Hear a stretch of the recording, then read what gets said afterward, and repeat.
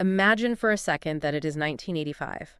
You are highly educated, you're incredibly capable, but you are living completely out of a beat-up brown Toyota. Yeah, just pushing those front reclining seats all the way back, and I mean, that is your bed every single night. Right. Your savings are just totally wiped out, your credit cards are pushed to the absolute breaking point, and you're literally washing up in public restrooms. It is a complete nightmare scenario. Yeah. It goes against every basic survival instinct we have. Exactly.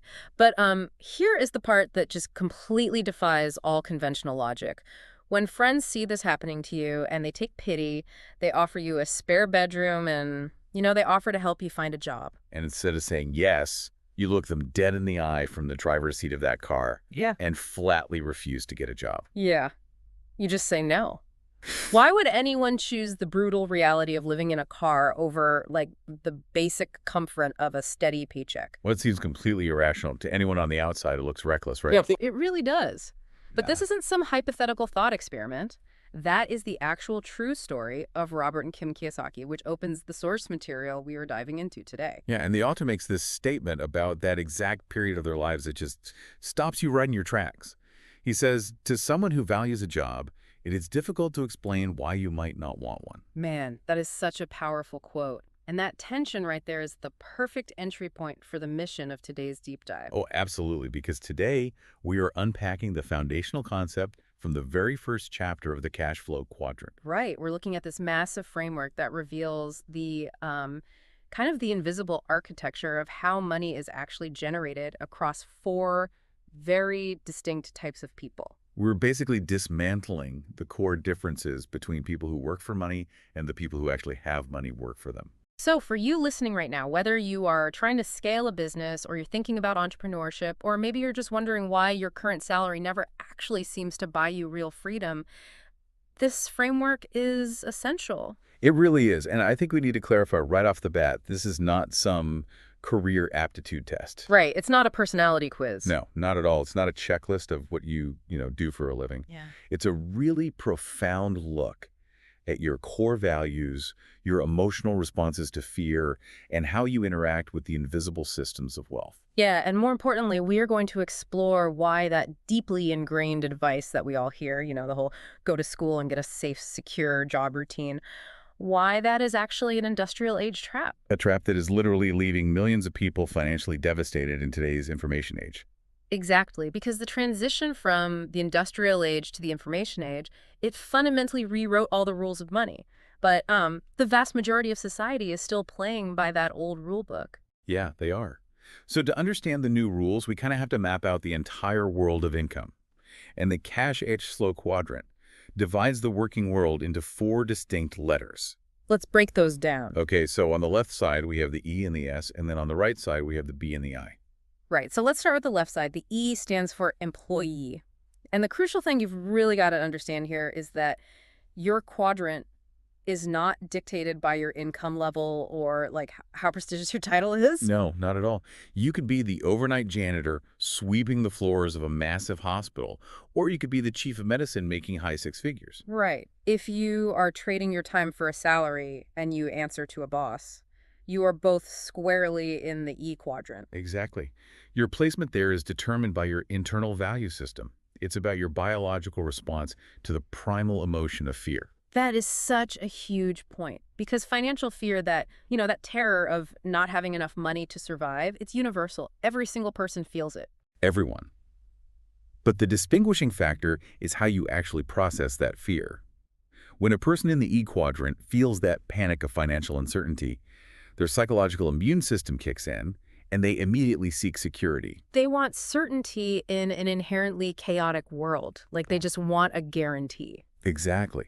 And the source text offers this really fascinating diagnostic tool for this. You don't have to guess what someone's core values are. You just have to listen to the specific words they use when they are stressed. Oh, I love this part. The author's rich dad believed that words are basically the clearest window into a person's soul. So, if we were trying to diagnose an E, what is the defining vocabulary there? Well, the language of the E quadrant revolves entirely around safety. You will constantly hear the word secure. You will hear the word benefit. Right, like, I am looking for a safe, secure job with good pay and excellent benefits. Bingo. That sentence is entirely constructed as a defense mechanism against fear. When they use the word secure, it means they want the volatility of the free market completely hidden from them. They want a shield. And the word benefits, that means they want defined, assured extra compensation, right? Like health insurance, paid time off, a retirement match. Yeah, and they want it all spelled out in a legally binding contract. Certainty pacifies their fear. Ambiguity absolutely terrifies them. That makes perfect sense. The E quadrant wants a buffer between themselves and the harsh realities of capitalism. But what happens when that primal fear of poverty collides with, say, a massive ego? Oh, well, then you get someone who flat out refuses to let a boss dictate their worth. You get the S quadrant. Ah, the S. The S stands for self-employed, or the small business owner. And this is a radically different psychological profile, isn't it? It really is. Yeah. When an S feels that exact same gnawing fear of financial ruin, they do not run to a safe harbor. They do not want to rely on a corporation or a manager to come save them. No, they want to take absolute control of the situation. These are the ultimate do-it-yourselfers. The fiercely independent souls. When an S looks at money, they despise the idea of their income being bottlenecked by an employer. Right. Their internal logic tells them, well, if I work incredibly hard, I should capture all the upside. And they accept that if they don't work hard, they shouldn't get paid. The core drive here is autonomy. Exactly. They want their compensation directly tied to their personal output, and their vocabulary reflects that intense need for control. So what do they sound like? If you listen to an S talk about their work, they will say things like, my rate is $150 an hour. They focus heavily on their commission percentages. Or, you'll hear the classic tragic lament of the S quadrant. I just can't seem to find anyone who wants to work hard and do the job right. Yes, because in their own minds, nobody could possibly do the job as well as they can. The perfectionism is essentially a shield. That perfectionism is the defining trait. The S genuinely believes they are the best at what they do. They're the virtuoso, like the brilliant attorney, the master carpenter, the top-tier consultant. Right, and because they believe no one else can ever meet their standards, they basically refuse to delegate any meaningful tasks. They end up micromanaging everything. Which fundamentally limits their ability to ever scale. But, I have to challenge this framing just a little bit. Okay, let's hear it. Because culturally, especially right now, in the era of the gig economy and all this glorification of hustle culture, the S quadrant is incredibly romanticized. We are constantly told that becoming a solopreneur is the ultimate dream. Right, you're your own boss, you set your own hours. Exactly. To me, it feels like the E quadrant is a walled garden. You are protected from the elements, you are fed a regular salary, but you are ultimately trapped by the walls built by your employer. I like that analogy. And then the S quadrant, on the other hand, it feels like the Wild West. You have total, unbridled freedom. You can ride your horse in any direction, but you have to personally hunt for every single meal. Isn't that flavor of freedom the whole point of entrepreneurship? The walled garden versus the Wild West is a brilliant way to visualize it, honestly. Millions of people believe exactly what you just described. Right. It's the dream for so many. It is. During every economic downturn, or whenever corporate culture just becomes unbearable, you see this mass exodus of E's fleeing the walled garden. They're desperately trying to reach the Wild West of the S quadrant. They want to be their own boss. Exactly. But the source text exposes a devastating trap hidden right there in the tall grass of the S quadrant. The trap being that, the hunting in the Wild West is simply too exhausting. Well, it is far more insidious than just exhaustion. The S quadrant is objectively the hardest and riskiest quadrant of all four. Really? How so? The paradox is that if an S is actually good at their job, if they achieve the success they dreamed of, they are punished with an absolute avalanche of more hard work. Punished by success. Okay, let's break down the mechanics of that. Okay, take the example of a highly skilled dentist who opens a private practice. She is a classic S. She's brilliant, so her patients love her. Right, and they refer their friends. Exactly. Suddenly, the demand for her time skyrockets. But because she is the sole engine of the value creation, because she has to physically look inside the mouths of the patients, the only way to meet this new demand is to work longer hours. Oh, wow. So she starts working weekends. Yep. She handles the billing at night because she doesn't trust anyone else to do it right. And if she stops working, the entire operation just grinds to a complete halt. I mean, if she wants to take a month off to travel with her family, her income drops to zero for that month. Zero. But her overhead, the lease on the clinic, the equipment loans, that just keeps piling up. She didn't buy freedom. No, she bought a job, and she is working for the most tyrannical, demanding boss imaginable, which is herself. Exactly. The plumber who works 80 hours a week and Mhm. constantly complains that his apprentices are lazy, he's trapped in the exact same cycle. Mhm. They traded the walled garden for the Wild West, only to discover they are still fundamentally trading their time for money. The risk profile is infinitely higher, the stress is completely internalized, but the actual mathematical equation of their life, that time equals money, hasn't changed one bit from when they were an employee. Not one bit. Man, that is a staggering reality check. The mechanism of wealth creation hasn't shifted at all. Only the illusion of control has increased. Yeah, and that brings us to a highly practical takeaway for you listening right now. Yeah. Over the next few days, you really need to audit your own internal monologue. Oh, this is good. When you are lying awake, stressed about inflation or your mortgage or a bad quarter at work, what is the default chant in your brain? Right. Does your mind scream, I need to find a more secure job with better benefits? Or does it chant, I need to raise my hourly rate, I just need to take on more clients myself? Identifying whether your operating system is running E-quadrant code or S-quadrant code is the mandatory first step before you can ever hope to navigate the rest of this map. Because without that brutal self-awareness, you will just keep running on the hamster wheel faster and faster. If the entire left side of the quadrant, the E and the S, is defined by trading time for money, we have to figure out how to decouple time from income, right? Yes. We have to cross the chasm to the right side of the quadrant. We really need to dissect the B and the I. All right, let's make that crossing. If the left side is survival, the right side is wealth. The B stands for big business. Now, to the untrained eye, a B and an S look very, very similar. They do. They both technically own companies. They both have business cards with CEO printed on them. So what is the actual mechanical difference? The difference is night and day, and it entirely comes down to presence. The defining litmus test of a true B-quadrant business owner is this. Can they leave their business for a full year, travel the world with zero contact, and return to find their business is not only surviving, but operating more profitably than when they left? Wow. If our brilliant dentist from the S quadrant leaves for a year, her patients are definitely finding a new dentist. The whole business evaporates. Precisely. Because the S owns a job. The B owns a system. A system. That's the key word. AB does not want to be the smartest person in the room. And they certainly do not want to be the one doing the technical labor. They hire exceptionally smart people, often plucking the absolute best and brightest right from the E quadrant who are desperate for security to run and optimize that system. So the vocabulary of a B is entirely focused on delegation and systems architecture. Yes.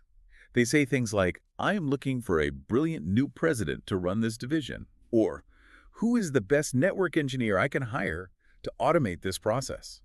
There is an incredibly concrete illustration in the text that makes this distinction just unforgettable. It's the McDonald's analogy. Oh, I love this one. The author poses this seemingly simple question. Can you personally prepare, cook, and serve a better quality hamburger than McDonald's? And nearly everyone who has asked that question confidently answers yes. I mean, of course they do. You listening can probably make a better burger. I can make a better burger. Millions of weekend grillers can make an objectively superior hamburger. So the follow-up question is the trap. Right.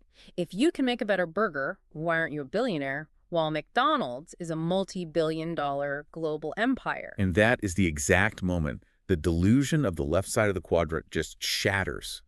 The people operating as E's and S's are completely fixated on the product. They genuinely believe that a superior product guarantees wealth and success. They think, if I just build a better mousetrap, the world will beat a path to my door. Yeah, they obsess over the recipe, the quality of the meat, the artisanal bun. But the people on the right side of the quadrant, the B's, they understand that the product is almost entirely secondary. They are fixated on the business system. McDonald's did not conquer the globe because they serve culinary masterpieces.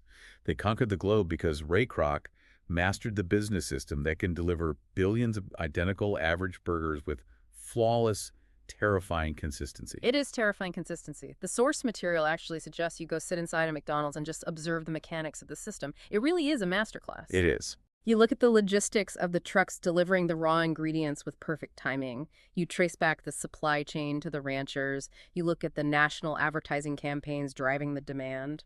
But the most impressive part is the human system inside the actual restaurant. Oh, absolutely.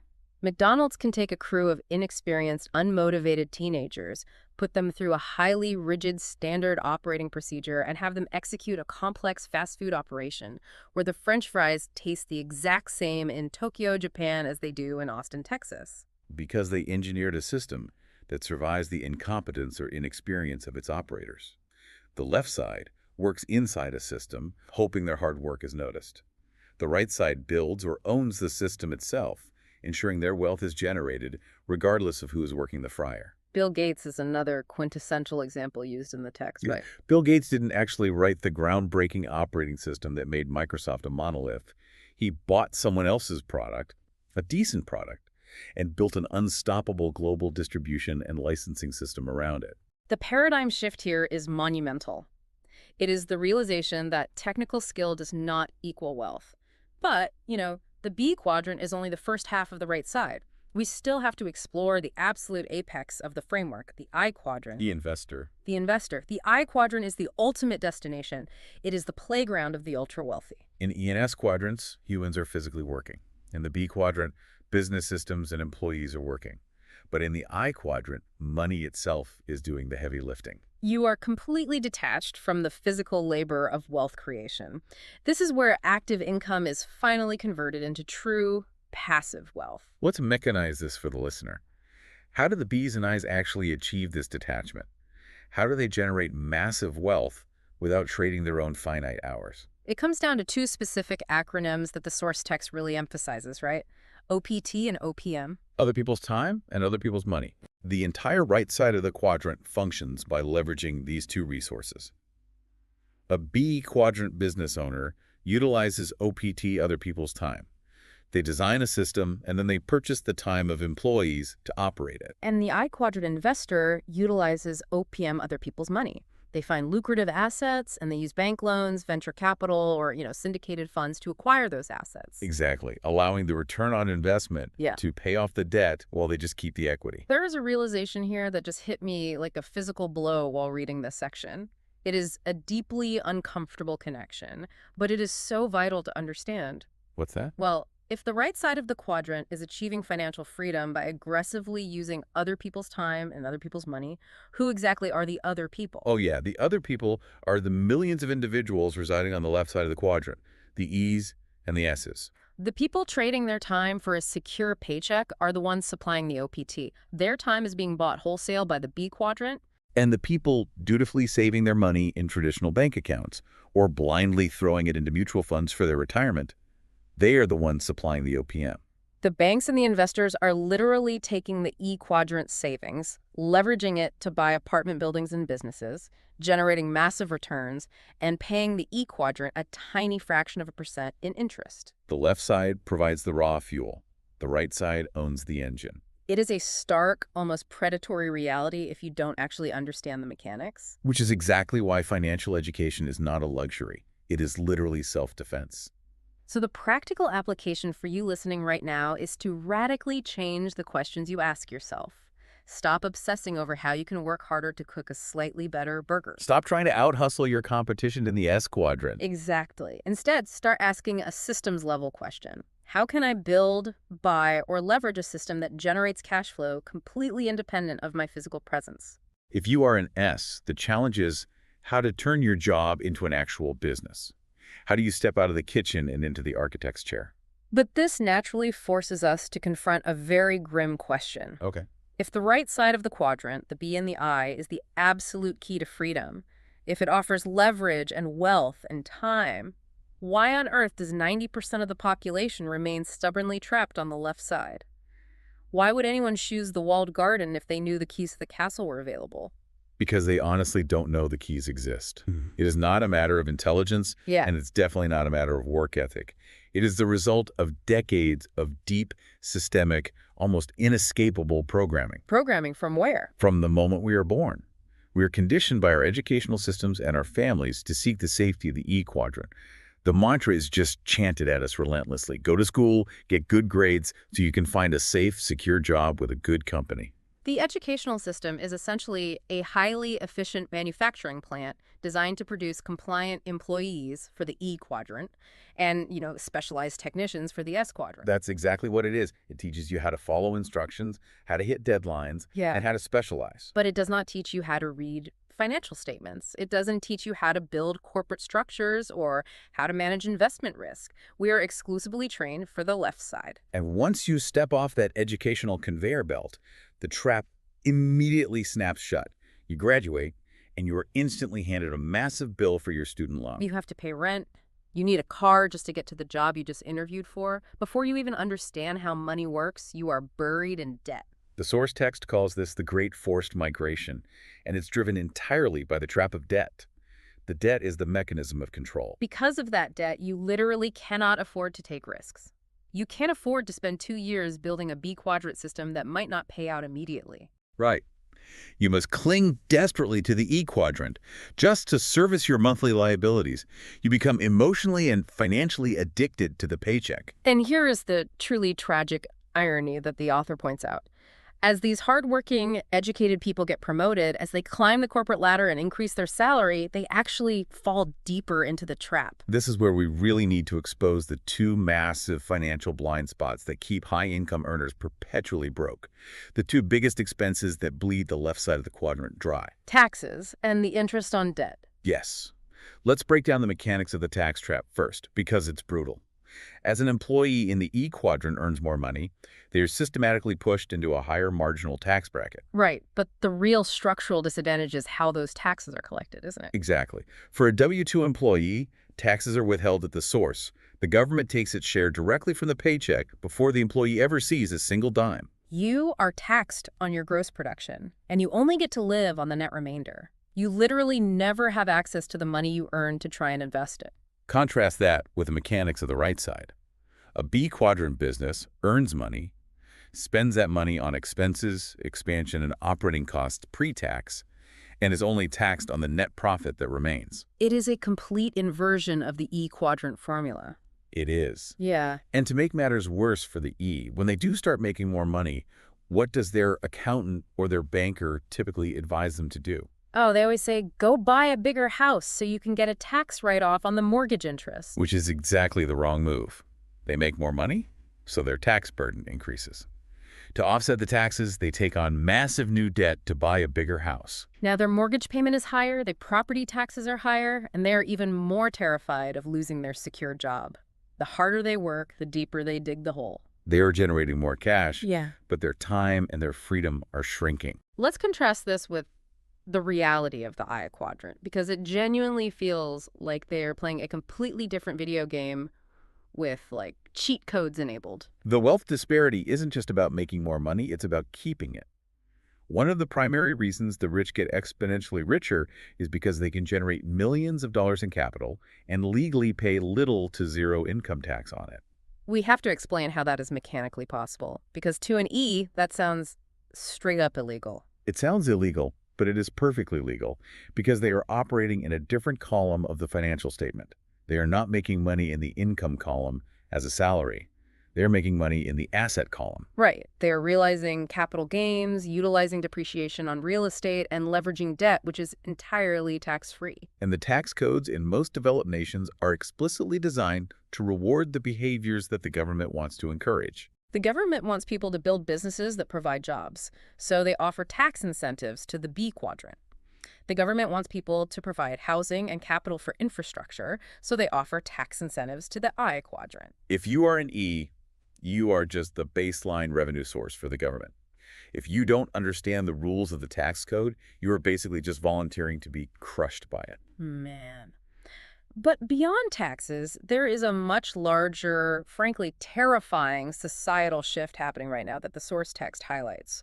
This shift makes understanding the cash flow quadrant not just a path to wealth, but an absolute matter of survival. We have to talk about the retirement crisis. We really do. This is perhaps the most urgent message in the entire chapter. The author references a warning given by President John F. Kennedy decades ago, where he stated, "A great change is at hand."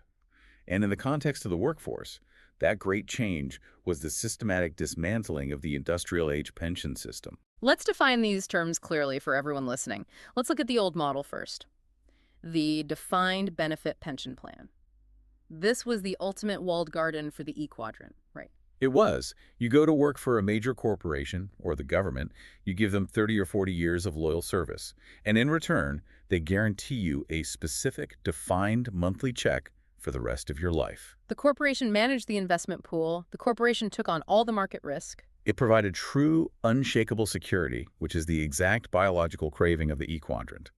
But those defined benefit plans are functionally extinct in the private sector today. They were just too expensive for corporations to maintain. Way too expensive. Hmm. So they shifted the entire burden onto the employee through defined contribution plans. In America, this is the 401k. In Australia, it's superannuation. And the mechanics of a 401k are brutally different. You put in a defined amount of your own money every paycheck, but the benefit, like what you actually get to live on when you are 70 years old, is completely undefined. Completely. It is entirely dependent on the volatility of the stock market. The corporation takes zero risk. You, the employee, take 100% of the risk. This structural shift has created a terrifying psychological dynamic. We are witnessing a massive forced migration of millions of people. Think about the profile of a classic E or S. They have spent their entire adult lives avoiding financial risk. Their core emotional drive is security. Yet, to survive their retirement, the system is actively forcing them out of their walled garden and directly into the I quadrant, the quadrant defined by maximum financial risk. They are forced to become investors, but they have zero financial education on how to actually evaluate a stock, read a prospectus, or manage portfolio risk. That is the tragedy of the modern retirement system. Millions of people are pouring their life savings into the market, but they are not investors. Because they lack the financial literacy and the emotional intelligence required to operate in the I quadrant, they are, as the source text bluntly describes them, careless gamblers. Wow.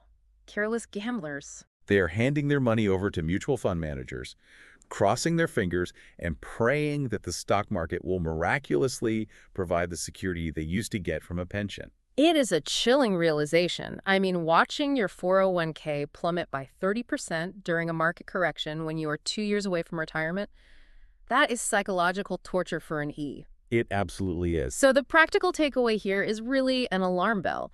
You can no longer outsource your financial survival to an employer or to the government. The industrial age safety nets are just gone. The math on systems like Social Security is buckling. You have to educate yourself on risk management because whether you consciously choose to or not, you are already in the investment game. You have already been pushed into the casino. You better learn how to count the cards. Ignorance is no longer an excuse. You have got to take aggressive ownership of your financial literacy because the default path leads straight off a cliff. All right, this brings us to the million-dollar question, the crux of the entire framework. If I am listening to this right now and I have the uncomfortable realization that I am stuck in the E or the S quadrant, I am trading my precious time for money, I am being bled dry by taxes, and my retirement is a giant question mark. How do I cross the chasm? How do I safely migrate to the right side of the quadrant? The most profound insight the source material offers is that crossing the quadrant is not a mechanical process. It is not a technical checklist of things to buy. It's not just go buy real estate. Right. It is an internal emotional metamorphosis. The author summarizes this with a powerful phrase: the cash flow quadrant is about being, not doing. Being, not doing. That sounds a little, philosophical. How does that translate to the actual mechanics of getting out of the rat race? It means you cannot simply take the mindset, the fears, and the core beliefs of an E quadrant employee, apply them to an I quadrant activity, and expect to generate wealth. Okay, can you give me an example of that? People constantly try to mimic the actions of the rich without changing their internal operating system. An employee will think, well, wealthy people own real estate, so I will go buy a duplex.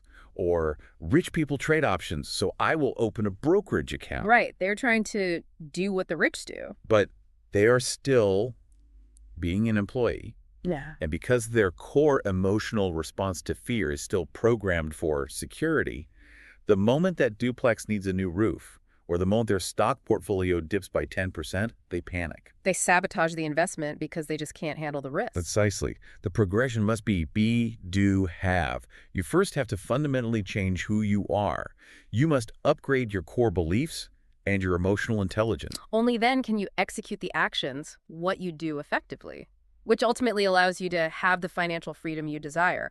Moving from the left side to the right side is a brutal rewiring of your emotional circuitry. Let's explore that emotional rewiring. What does that battle sound like in someone's head? Yeah, how do we recognize it? It is the conflict between emotional logic and financial logic. When a recession hits and the stock market crashes, the uneducated E or S mind is just flooded with fear.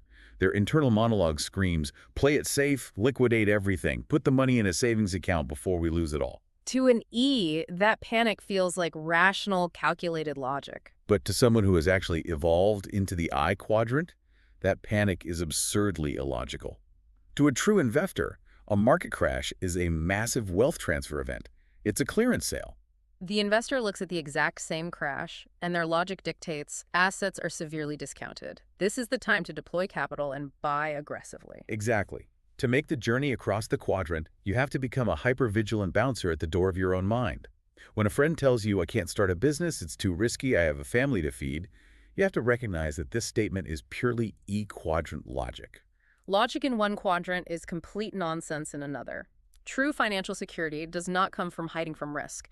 It comes from learning how to systematically measure and manage risk. This actually brings up a critical structural recommendation the author makes. Oh, right, because a logical listener might hear all this and think, okay, I understand the goal.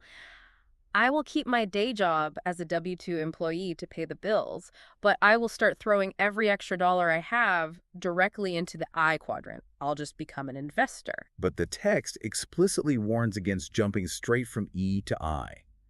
It strongly recommends that you become a successful B before you become an I. Why is that progression so important? Why not just skip the headache of building a business and go straight to the investing playground? There are two massive reasons for this: experience and capital generation. If you successfully navigate the grueling process of building a B quadrant business, you are forced to learn how systems operate. You learn how to read a balance sheet, how to lead people, how to manage cash flow. Right, and how to scale operations. Once you possess that deeply ingrained education, you become an exponentially better investor. Because true investors in the I quadrant don't just blindly buy stocks on an app. They invest in successful B quadrant systems. Exactly. If you have never built a system, how can you possibly evaluate if someone else's system is structurally sound enough to invest your capital into? It is incredibly reckless to invest in a business if you don't know the difference between a product and a system. The B quadrant is the ultimate training ground for the I quadrant. And then there's the second reason, the psychological trap. Oh, the ego trap. You see this constantly. An S quadrant professional, say a highly paid surgeon, makes a ton of money. Or a B quadrant owner sells their company for a massive windfall. They are suddenly sitting on millions in liquid cash, and the wealth goes straight to their ego. They equate their large bank balance with a high financial IQ. They think, I'm a genius in the operating room, therefore I must be a genius in the stock market. And they swagger into the I quadrant, assuming they can dominate the markets or commercial real estate, and they get absolutely slaughtered. They lose it all. Because they fail to respect that the I quadrant has its own unique rules, its own language, and a distinctly different psychological requirement.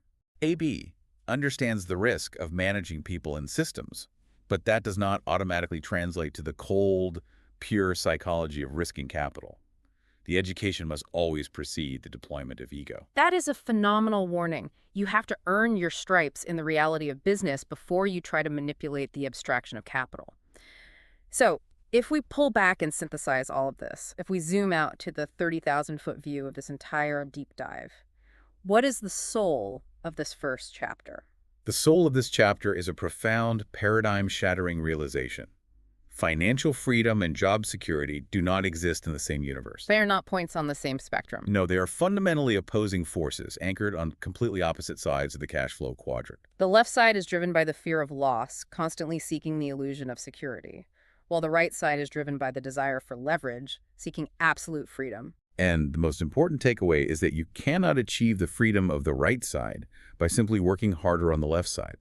Working 80 hours a week in an inherently flawed, heavily taxed system will never generate wealth. It will only generate exhaustion. True wealth requires an identity shift.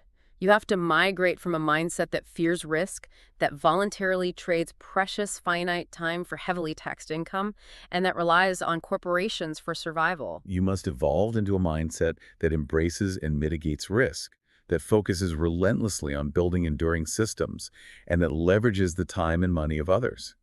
It is a metamorphosis of the soul just as much as it is a strategy for the bank account. Which brings us perfectly back to where we started, that brown Toyota in 1985. Yeah. Through the lens of the quadrant, the Kiyosaki's decision suddenly makes perfect sense.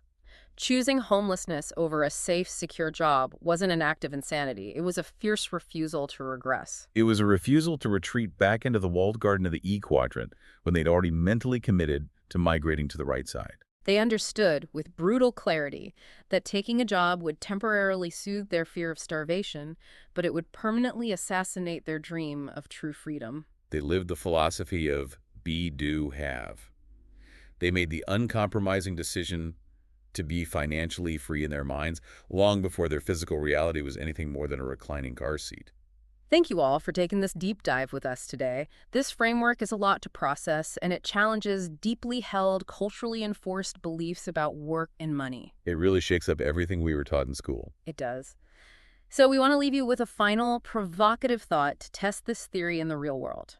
Tomorrow, when you walk into your office, or when you log on to your next Zoom meeting, or when you are having coffee with your colleagues, take a silent moment. Just listen. Listen closely to the exact words the people around you are using to describe their lives and their work. Are you surrounded by the anxious language of security, benefits, and guarantees? Or are you hearing the language of systems, leverage, and freedom? Which quadrant is speaking? We'll leave you to mull that over until our next deep dive. So, I want you to imagine, just for a second, that two people lose $100,000 on a Tuesday afternoon. Okay, that is a pretty terrible Tuesday. Right. Really bad day.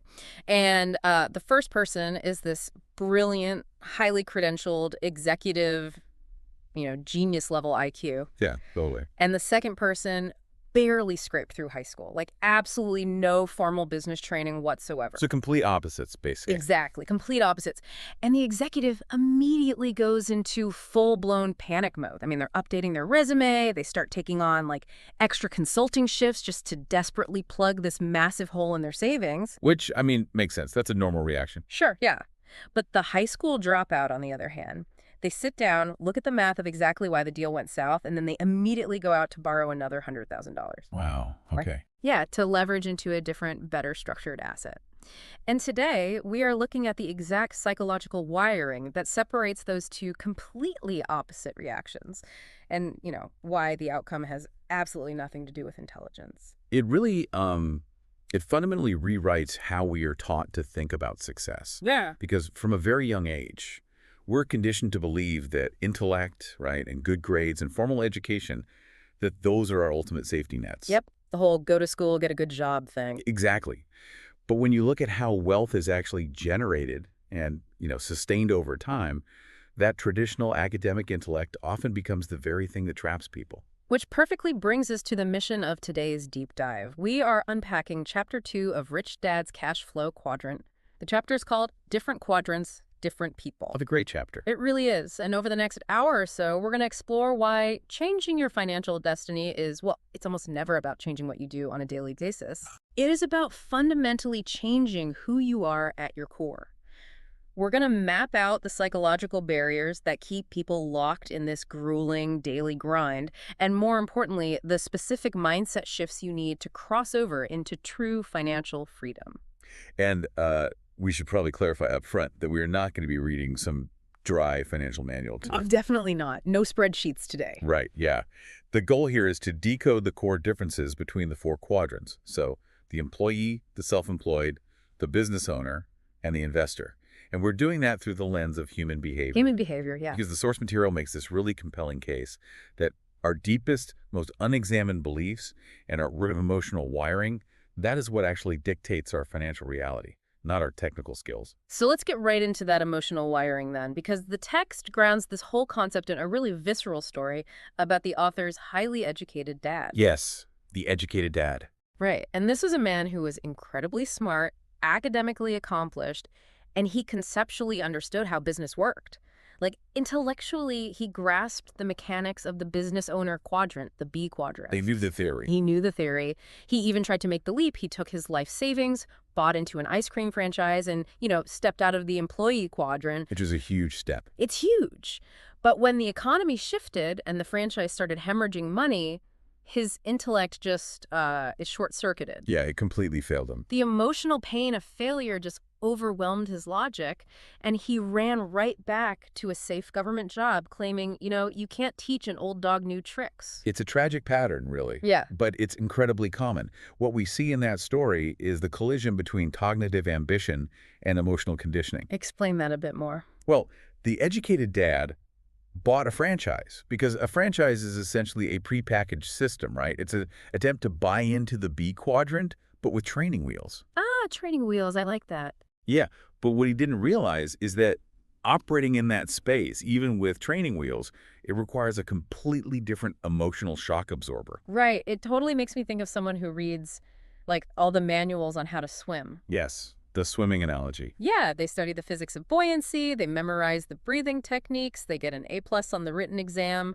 But the second you push them off the boat into freezing cold water, pure biological panic takes over. They completely forget the manual. Exactly. They don't do the strokes they memorize. They just thrash around and scramble desperately back to the side of the boat. The boat analogy illustrates that initial shock so well. But we have to go a bit deeper into the psychology of what happens after they get back on the boat. Okay, what happens then? Because it's not just the physical scrambling. Once that person is back on the deck, shivering, they don't say, wow, I really need to practice my emotional regulation in cold water. No, they definitely don't. Right, they say, the water is dangerous, the ocean is a scam, and the only responsible place to be is on this boat.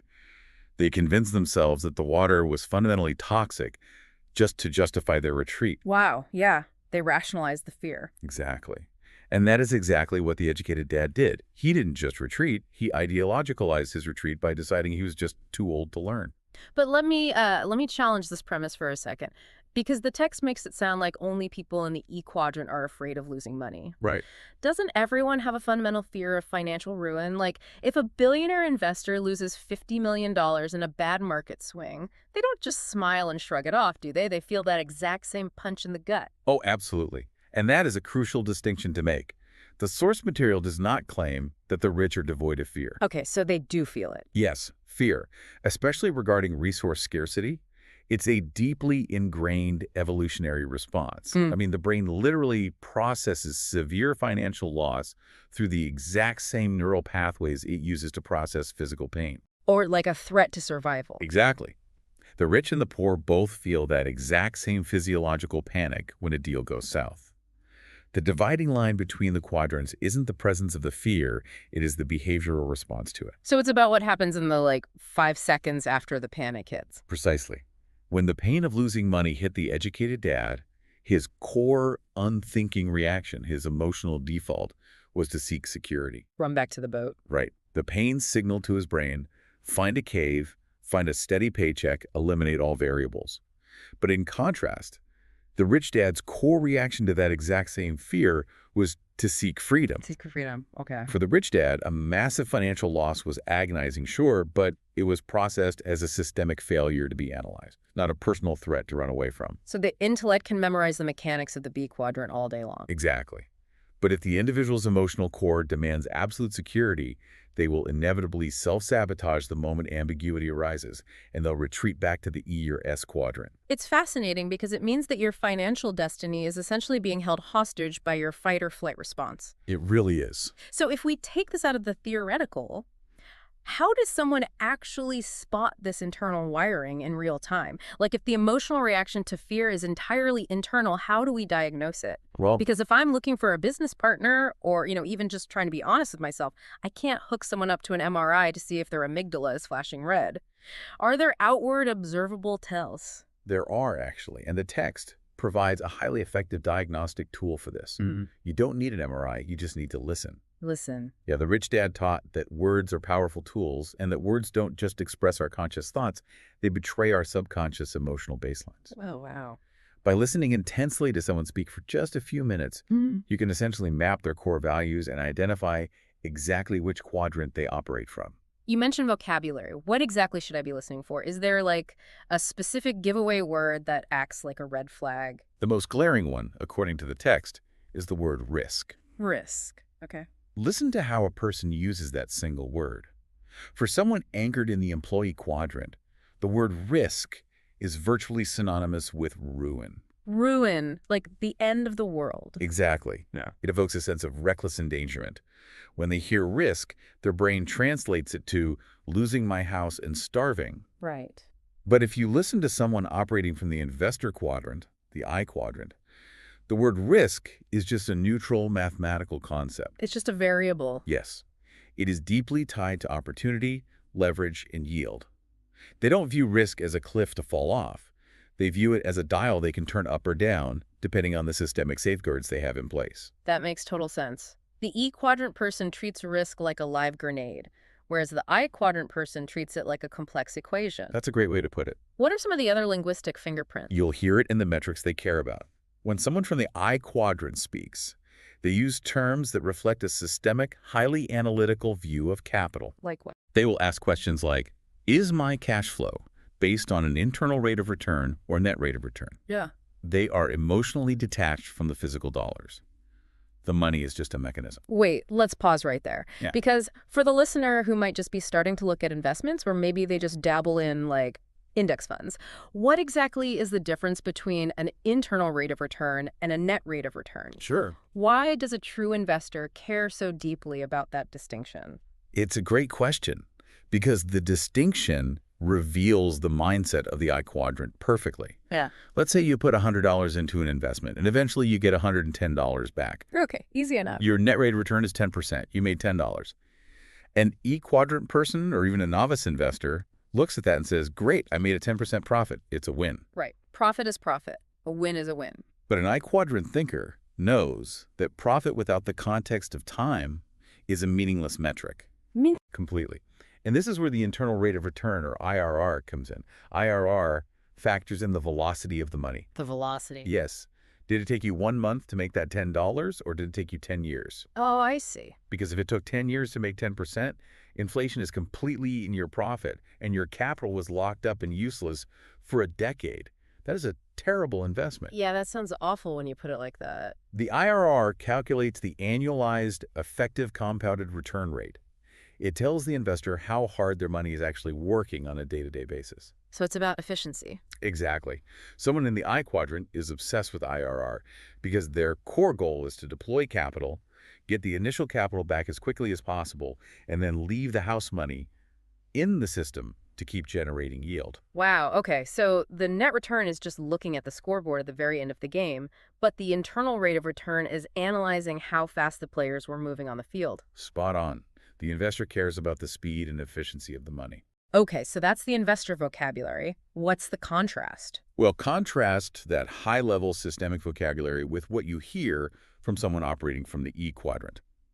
You are not going to hear them talking about the velocity of capital. No, definitely not. You will hear them heavily index on words like benefits, guarantee, secure, steady, and pension. They're constantly broadcasting their need for the boat. Yes. Their vocabulary is entirely organized around padding the walls of their environment so nothing unexpected can happen. Exactly. And a true leader in the B quadrant, a successful business owner, they train themselves to hear this underlying frequency. They're listening for it. Yes. They don't just listen to the surface level pitch or, the impressive resume. They listen for the quadrant. If an executive applicant is constantly asking about the severance package, the exact hours of operation, and the guaranteed bonus structure, the B quadrant owner knows they are dealing with an E. And how does knowing that actually change the dynamic? Like, does the business owner just refuse to hire them? Not necessarily. Because you need employees, right? Right. You need E quadrant people to run their daily operations of a large system.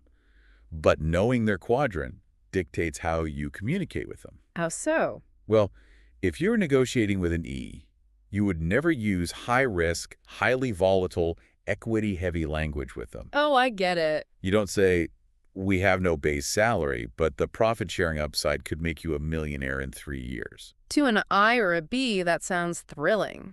Exactly. But to an E, who is emotionally wired for security, That sounds like a massive threat to their survival. You will absolutely spook them. You'd be throwing them into the freezing water before they even realize they're on the boat. Right. You have to communicate with them on their emotional frequency. You highlight the stability of the company, the clear path for advancement, the robust health benefits. You speak their language of security. That makes so much sense. Conversely, if you try to hire a heavy-hitting B or I quadrant individual by offering them a slightly higher hourly wage and a better dental plan, they will literally walk out the door. Yeah, they'd be insulted. They want equity, they want leverage, and they want systems they can scale. It completely reframes how you navigate professional relationships. You aren't just managing personalities, you are managing deeply ingrained emotional paradigms. Absolutely. And this perfectly sets up the next major hurdle the text explores. If the E quadrant is trapped by their need for a secure vocabulary, what is the trap for the left side's other resident, the self-employed? The S quadrant. Ah, the S quadrant trap. Because these are people who did take a risk, right? They left the safe job, they started their own thing, but the source material suggests they often pitch their ideas using the exact wrong vocabulary, completely exposing why they aren't true business owners. The S quadrant trap is arguably the most insidious because it masquerades as true independence. Masquerades. Yeah. The self-employed quadrant is the domain of the specialist. The brilliant coder, the master electrician, the elite dentist, the artisanal baker. The experts. Right. When the individuals decide to step out on their own, they often fall into a massive delusion regarding what actually generates wealth. The text highlights this so well with how these entrepreneurs pitch their ideas. Like, they come into a room vibrating with immense pride, and they say things like, this is a far better product than company XYZ makes, or I've looked everywhere and nobody has this secret recipe. Yes. Or I've designed a widget that is 10 times faster than the industry standard. Their entire worldview is just hyper-fixated on the superiority of the product. And to break through that product-obsessed delusion, the author uses a highly effective, almost aggressive diagnostic exercise. It's the McDonald's hamburger test. I love this example. It cuts right to the bone. The author asks these aspiring entrepreneurs a very simple question. Can you personally make a better hamburger than McDonald's? And of course, 100% of them say yes. Because anyone with a halfway decent kitchen, fresh ground beef, and some basic seasoning can cook a better, more nutritious, more flavorful burger than a fast food chain. It's a layup question. Yeah. It appeals directly to their S-quadrant ego, which prides itself on quality and craftsmanship. But then he hits them with the defining question. Can you personally build a better business system than McDonald's? And that is usually where the room goes dead silent.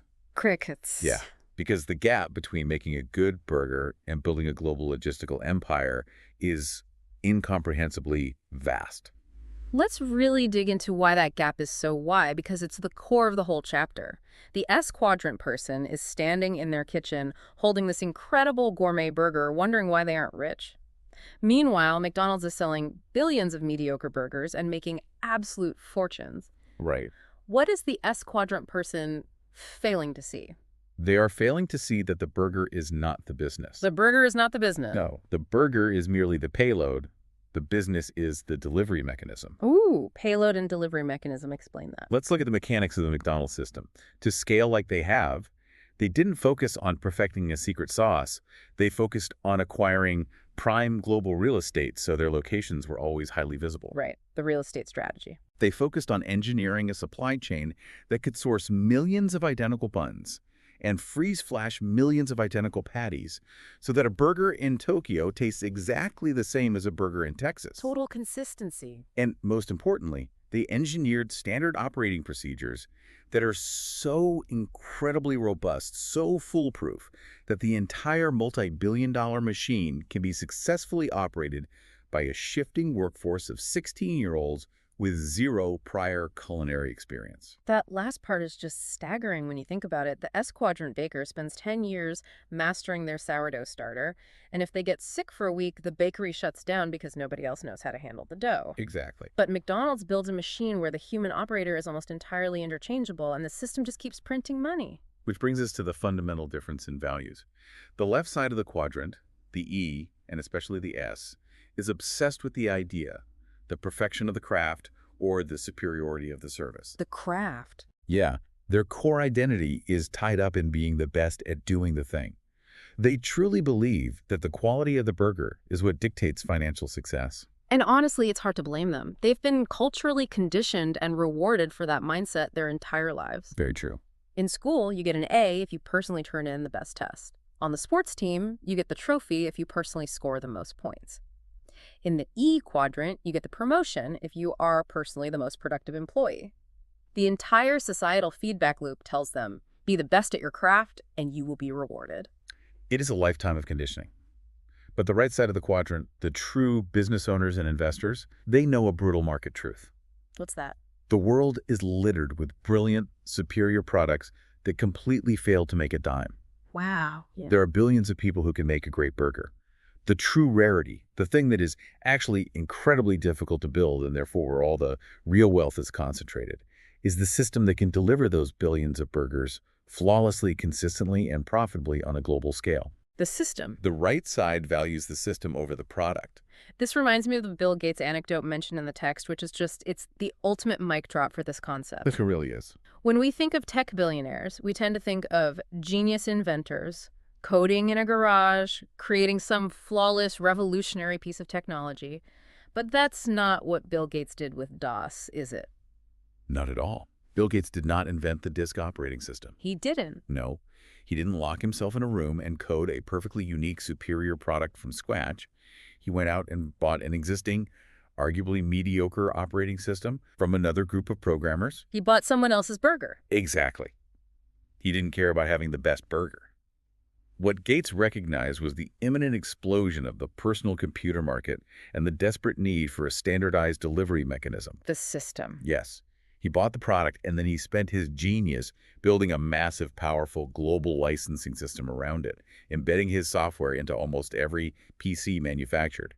IBM built the hardware, but Gates owned the system that made it run. So, if building a system is clearly the path to massive wealth, why is it so agonizingly difficult for a smart inventor or a brilliant baker or a genius coder to let go of their better burger and focus on the system? It's an identity crisis. Why do they fight it so hard? Because you aren't just asking them to change their business strategy.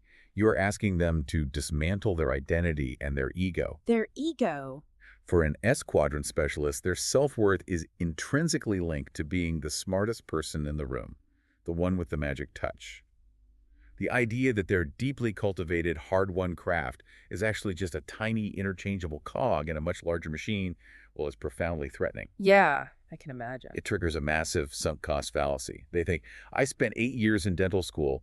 How can you tell me that dentistry isn't the most important part of my dental practice? I see what you're getting at, but isn't it? If the dentistry is bad, the practice fails. It is a prerequisite for entry, but it is not the engine of wealth. Okay, prerequisite, not the engine. Exactly.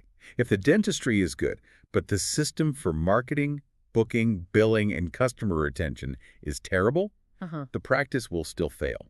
Or, best case scenario, it will survive, but the dentist will be chained to the chair for 40 years, trading their physical time for dollars. Trapped in the S quadrant. Right. The author warns that when you are trying to transition a person's thinking from the left side to the right side, from obsessing over the product to architecting the system, you have to tread very carefully. Because it's sensitive. You are dealing with deeply entrenched, Yeah. often generations-old core values. You are essentially telling the artisan that their mastery is a limitation. That is a bitter pill to swallow. But it's also incredibly liberating if you think about it. How so? It means that to succeed on a massive scale, you don't actually need to wait until your app is entirely bug-free, or your service is the undisputed best in the world, or your recipe is Michelin star-worthy. You just need a viable payload, and then you need to put all of your obsessive energy into building a robust rocket to launch it. Stop tweaking the burger and start building the supply chain. Exactly. The shift from S to B is the shift from being a technician to being an engineer of systems. Okay, so let's say someone hears this and they make the shift. They stop sweating over the grill, they stop nitpicking the code, and they start focusing on the system. How do they actually know if they've succeeded? The true test. Yeah, how do you know if you've truly crossed over that incredibly difficult chasm to the right side of the quadrant? The text provides a definitive, no-nonsense test to figure out exactly where you stand. Yes, and this is where the framework separates the true business owners from the highly paid self-employed, often with ruthless clarity. The definitions for the right side are distinct. The I quadrant, the investor, is relatively straightforward to define. It is the quadrant where you make money with money. You aren't leveraging your labor, and you aren't even leveraging a business system you run. You are leveraging capital. It is the playground of the rich where money is converted into sustained wealth, and they don't have to work because the money works for them. Yeah. We'll get back to that in a minute. But for the B quadrant, the business owner, the author offers a brutal pop quiz. It was brutal. The test is this. Can you leave your business for a year or more, totally unplug, no emails, no phone calls, and return to find it more profitable and running better than when you left it? It is the ultimate diagnostic for whether you have built a system or just created a job for yourself. But wait, let's really pressure test this definition, because I think a lot of listeners grinding away at their companies right now are going to absolutely hate it. Bring it on. If I leave my startup for a year right now, of course it fails. It's in its infancy. But even if we look at massive successes, like Elon Musk famously slept on the factory floor at Tesla during the Model 3 production hell, he was personally diagnosing manufacturing bottlenecks at 3 a.m. By this book's strict definition, because he couldn't leave for a year without the production line stalling, are you telling me Elon Musk was just the self-employed guy in the S quadrant? That feels like a massive contradiction to reality. That is an excellent challenge, but it fundamentally misunderstands the difference between being trapped in a system and choosing to optimize one. Okay, explain that. Let's break down the Musk example. When he was on the factory floor, he wasn't there because he was the only person who knew how to attach a steering wheel. Right. He was there acting as the chief engineer, diagnosing a friction point in the machine that builds the machine. But crucially, while he was on the floor in California, thousands of other Tesla employees were designing batteries, selling cars in Europe, handling global payroll, and managing supply chains, all without his direct, minute-by-minute supervision. Ah, I see. If Musk had disappeared for a year, the stock price might have taken a hit due to market perception, but the factories would have continued to stamp out cars, and the software would have continued to update. The system existed independently of his physical labor. Okay, so it's a difference between diving into the engine to fix a specific valve versus being the actual fuel that keeps the engine running. Precisely. In the S quadrant, you are the fuel. You are the bottleneck. The bottleneck. If a solo dentist takes a year off to travel the world, no teeth get cleaned, no cavities get filled, and revenue drops to absolute zero. The business ceases to exist the moment they take their hands out of the patient's mouth. Because they are the business. Right. If you leave for a year and your business collapses without you, you are not in the B quadrant. You are firmly in the S quadrant. You don't own a business, you own a job.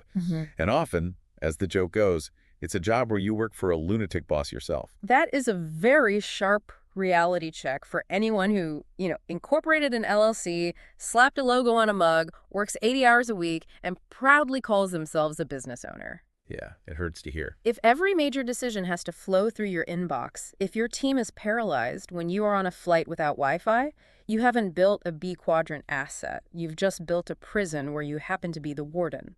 Which is why the transition from S to B is so psychologically demanding. It's all psychological. Completely. Yeah. The entire goal of the B quadrant is to build a system of people, software, and processes that operates completely independently of your physical presence. Your role must evolve from the operator of the machinery to the architect of the machinery. Architect of the machinery. And doing that requires you to confront that emotional default we talked about at the very beginning. Right. It all loops back to the emotional wiring, to let go of the daily operations, to trust a manager you hire, to allow a system to make a mistake so it can learn. All of that requires you to override the primal scream of the S quadrant ego that says, if you want it done right, do it yourself. Yes. It requires you to risk short-term failure for long-term leverage. Exactly. You have to surrender the illusion of absolute control in order to gain actual freedom. Surrender control for freedom. And the text makes a crucial final point about this progression.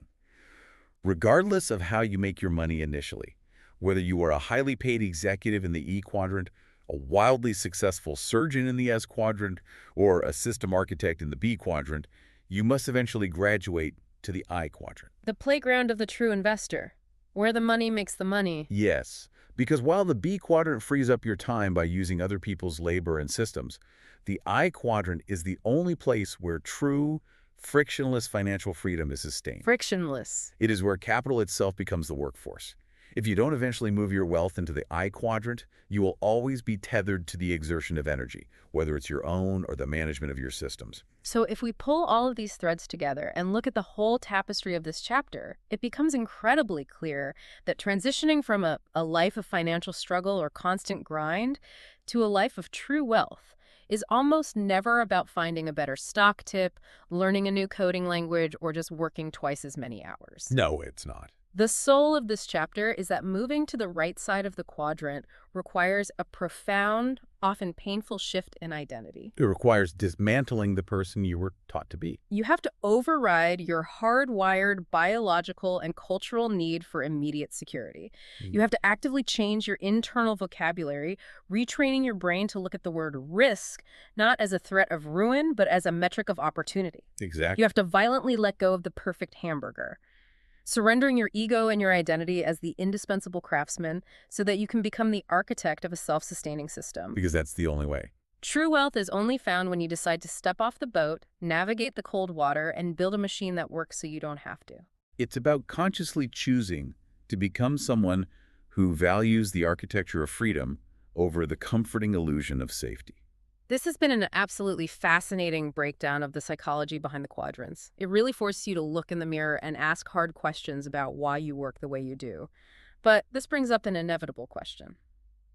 If the E and S quadrants are so limiting, why are so many of us fiercely loyal to them? It's a great question. Next time, we're going to dive into the subsequent chapters to explore exactly why our educational systems and cultural narratives brainwash us into choosing that illusion of safety.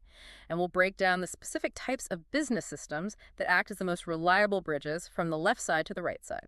As we wrap up, I want to leave everyone with a final lingering thought to chew on based on the paradigms we dismantled today. Let's hear it. You've been taught your entire life that stepping out on your own, taking the leap to build a system or investing your capital is inherently risky.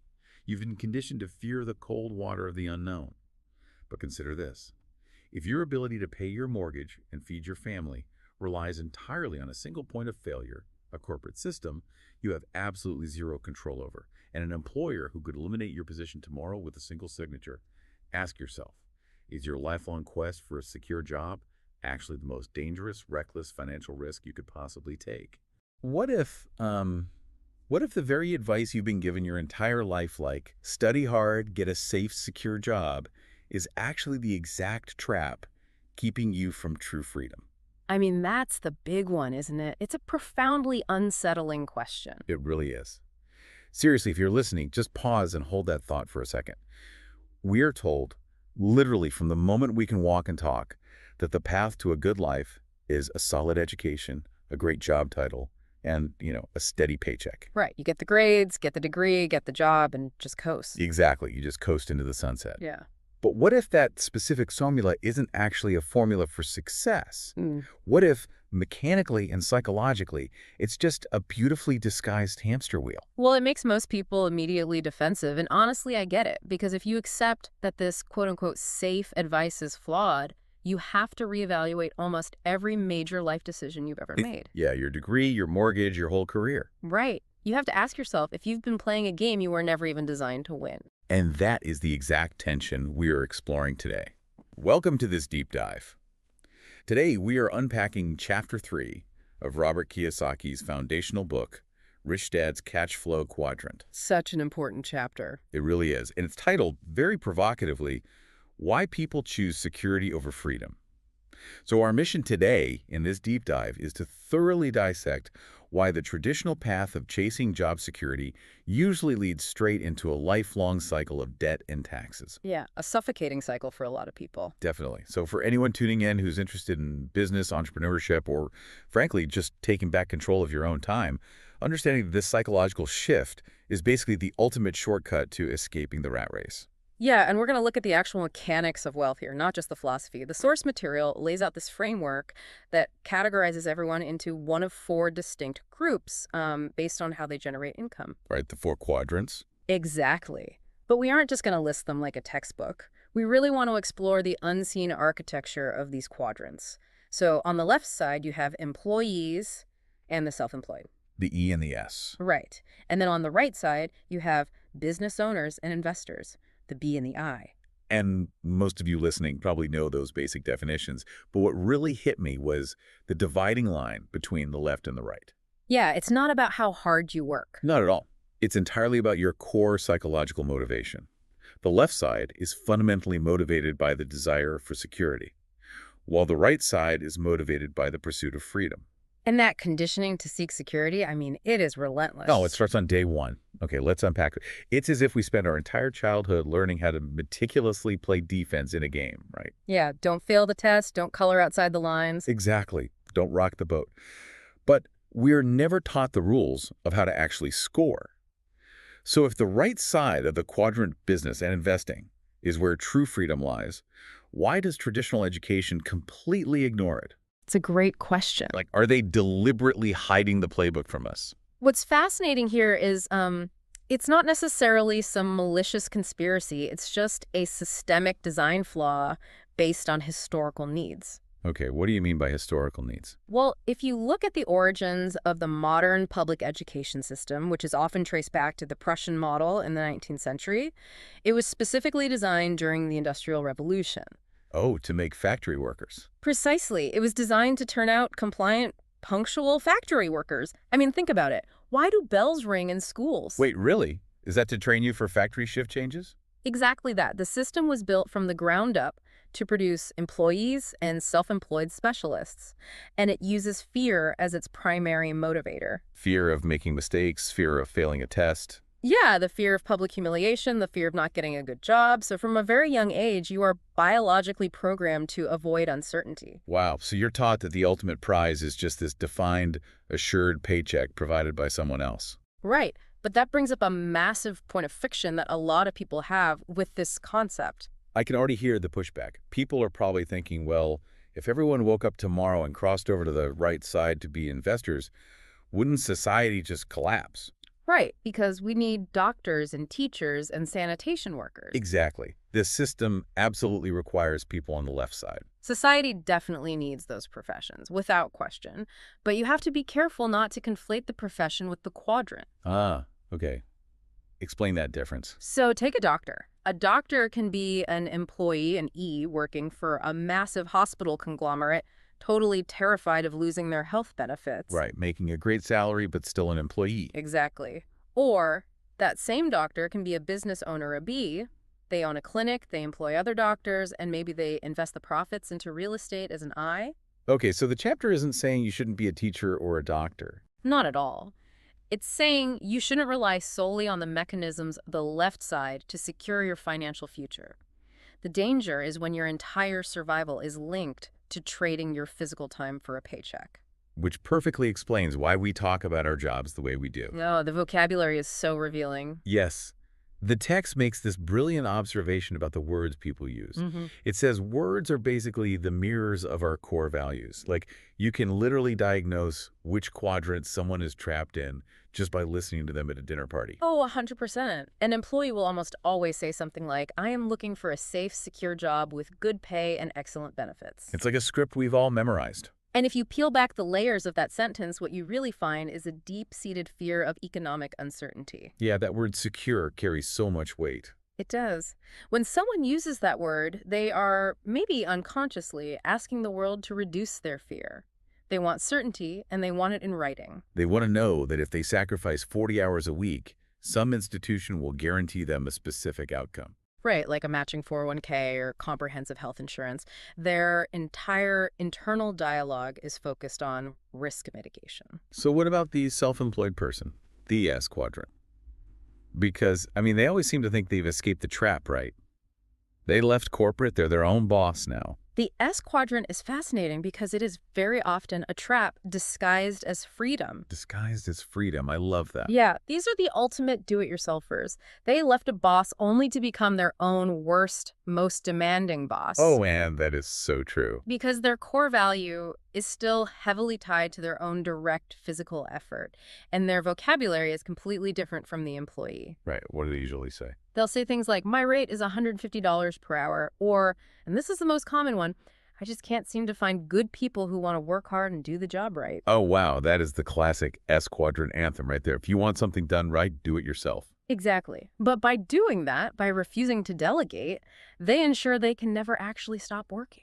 They haven't built a system at all. They've just created a highly customized job for themselves. Perfectly said. And while they might feel more independent than the employee, mechanically, they are still on the left side of the quadrant. Their income is linearly attached to their time. So if you're listening to this right now, this is a really crucial moment for some self-reflection. Ask yourself, evaluate the words you use every day. Are you constantly seeking, quote-unquote, security and guarantees? Are you driven by that fear reduction? Right? Or do you pride yourself on being the only one who can do your specific job? Because if so, you are operating entirely from that left side conditioning. And if you don't break that conditioning, the book outlines a very dark reality. The debt trap. The debt trap. The text states that a staggering 90% of the population gets trapped on the left side. And the mechanism doing the trapping isn't just a low salary, it's debt. And the path into this trap is so normalized, isn't it? We actually celebrate it as milestones of success. We throw parties for it. We do. You leave school, probably already carrying the burden of student loans. Then you secure the good job. You start generating some income. Right. And because you've been conditioned to view this as success, you immediately start upgrading your life. You buy a new car on financing. You get a massive mortgage for a house. You put vacations on credit cards, buy new furniture. Exactly. And before you know, your baseline operating cost is so high that you absolutely require that secure job just to service the debt. The author notes that, on average, most people in this cycle are less than 3 months away from total financial ruin if that paycheck stops. Here's where it gets really interesting, though. Let me push back on behalf of every ambitious person climbing the corporate ladder right now. Okay, let's hear it. Isn't the whole point of working hard, getting promotions, and getting a big pay raise so you can out-earn that debt? That's the logical assumption, yes. Like, if you just make more money, you can pay off the car, pay down the mortgage, and be free. Why does the book argue that a pay raise doesn't actually solve the problem? Because that assumption relies on human beings acting with perfect financial logic, which we obviously do not. Fair point. The problem isn't the size of the paycheck, it's a fundamental lack of financial literacy. Specifically, the inability to read and understand financial statements. So what happens when they get a raise? When a person on the left side gets a raise, they don't buy income-producing assets. They trigger lifestyle inflation. They just expand their lifestyle to perfectly match their new income? Exactly. But it's actually much worse than that, mathematically. And this brings us to the two biggest expenses that just bleed the left side dry. Taxes and interest on debt. Yes. When an employee gets a significant raise, two things happen mechanically. First, they're often pushed into a higher tax bracket. Right, so the government takes a larger percentage before they even see the money. Exactly. And second, they go talk to their banker and their accountant. And the banker says, hey, congratulations on the new salary. You now qualify for a much larger mortgage. And the accountant says, well, you're paying too much in taxes now. You should buy a bigger, more expensive house so you can write off the mortgage interest. Wait, so the professional advice they are literally paying for is instructing them to take on more debt? Precisely. They make more money, so they buy a bigger house, maybe a luxury car. Now, their property taxes increase, their insurance increases, and their debt obligations just completely explode. That is wild. So the more successful they get in the E quadrant, the harder they have to work just to keep up with this new, higher baseline of bills. They become even more terrified of losing their job because the stakes are so much higher now. Exactly. They are literally working harder just to pay more in taxes and interest to the bank.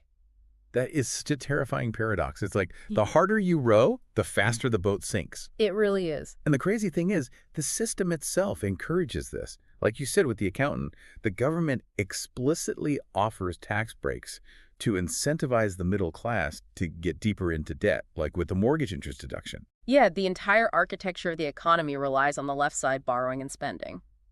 Which is why trying to solve this problem by just changing jobs is totally pointless. It's an exercise in futility.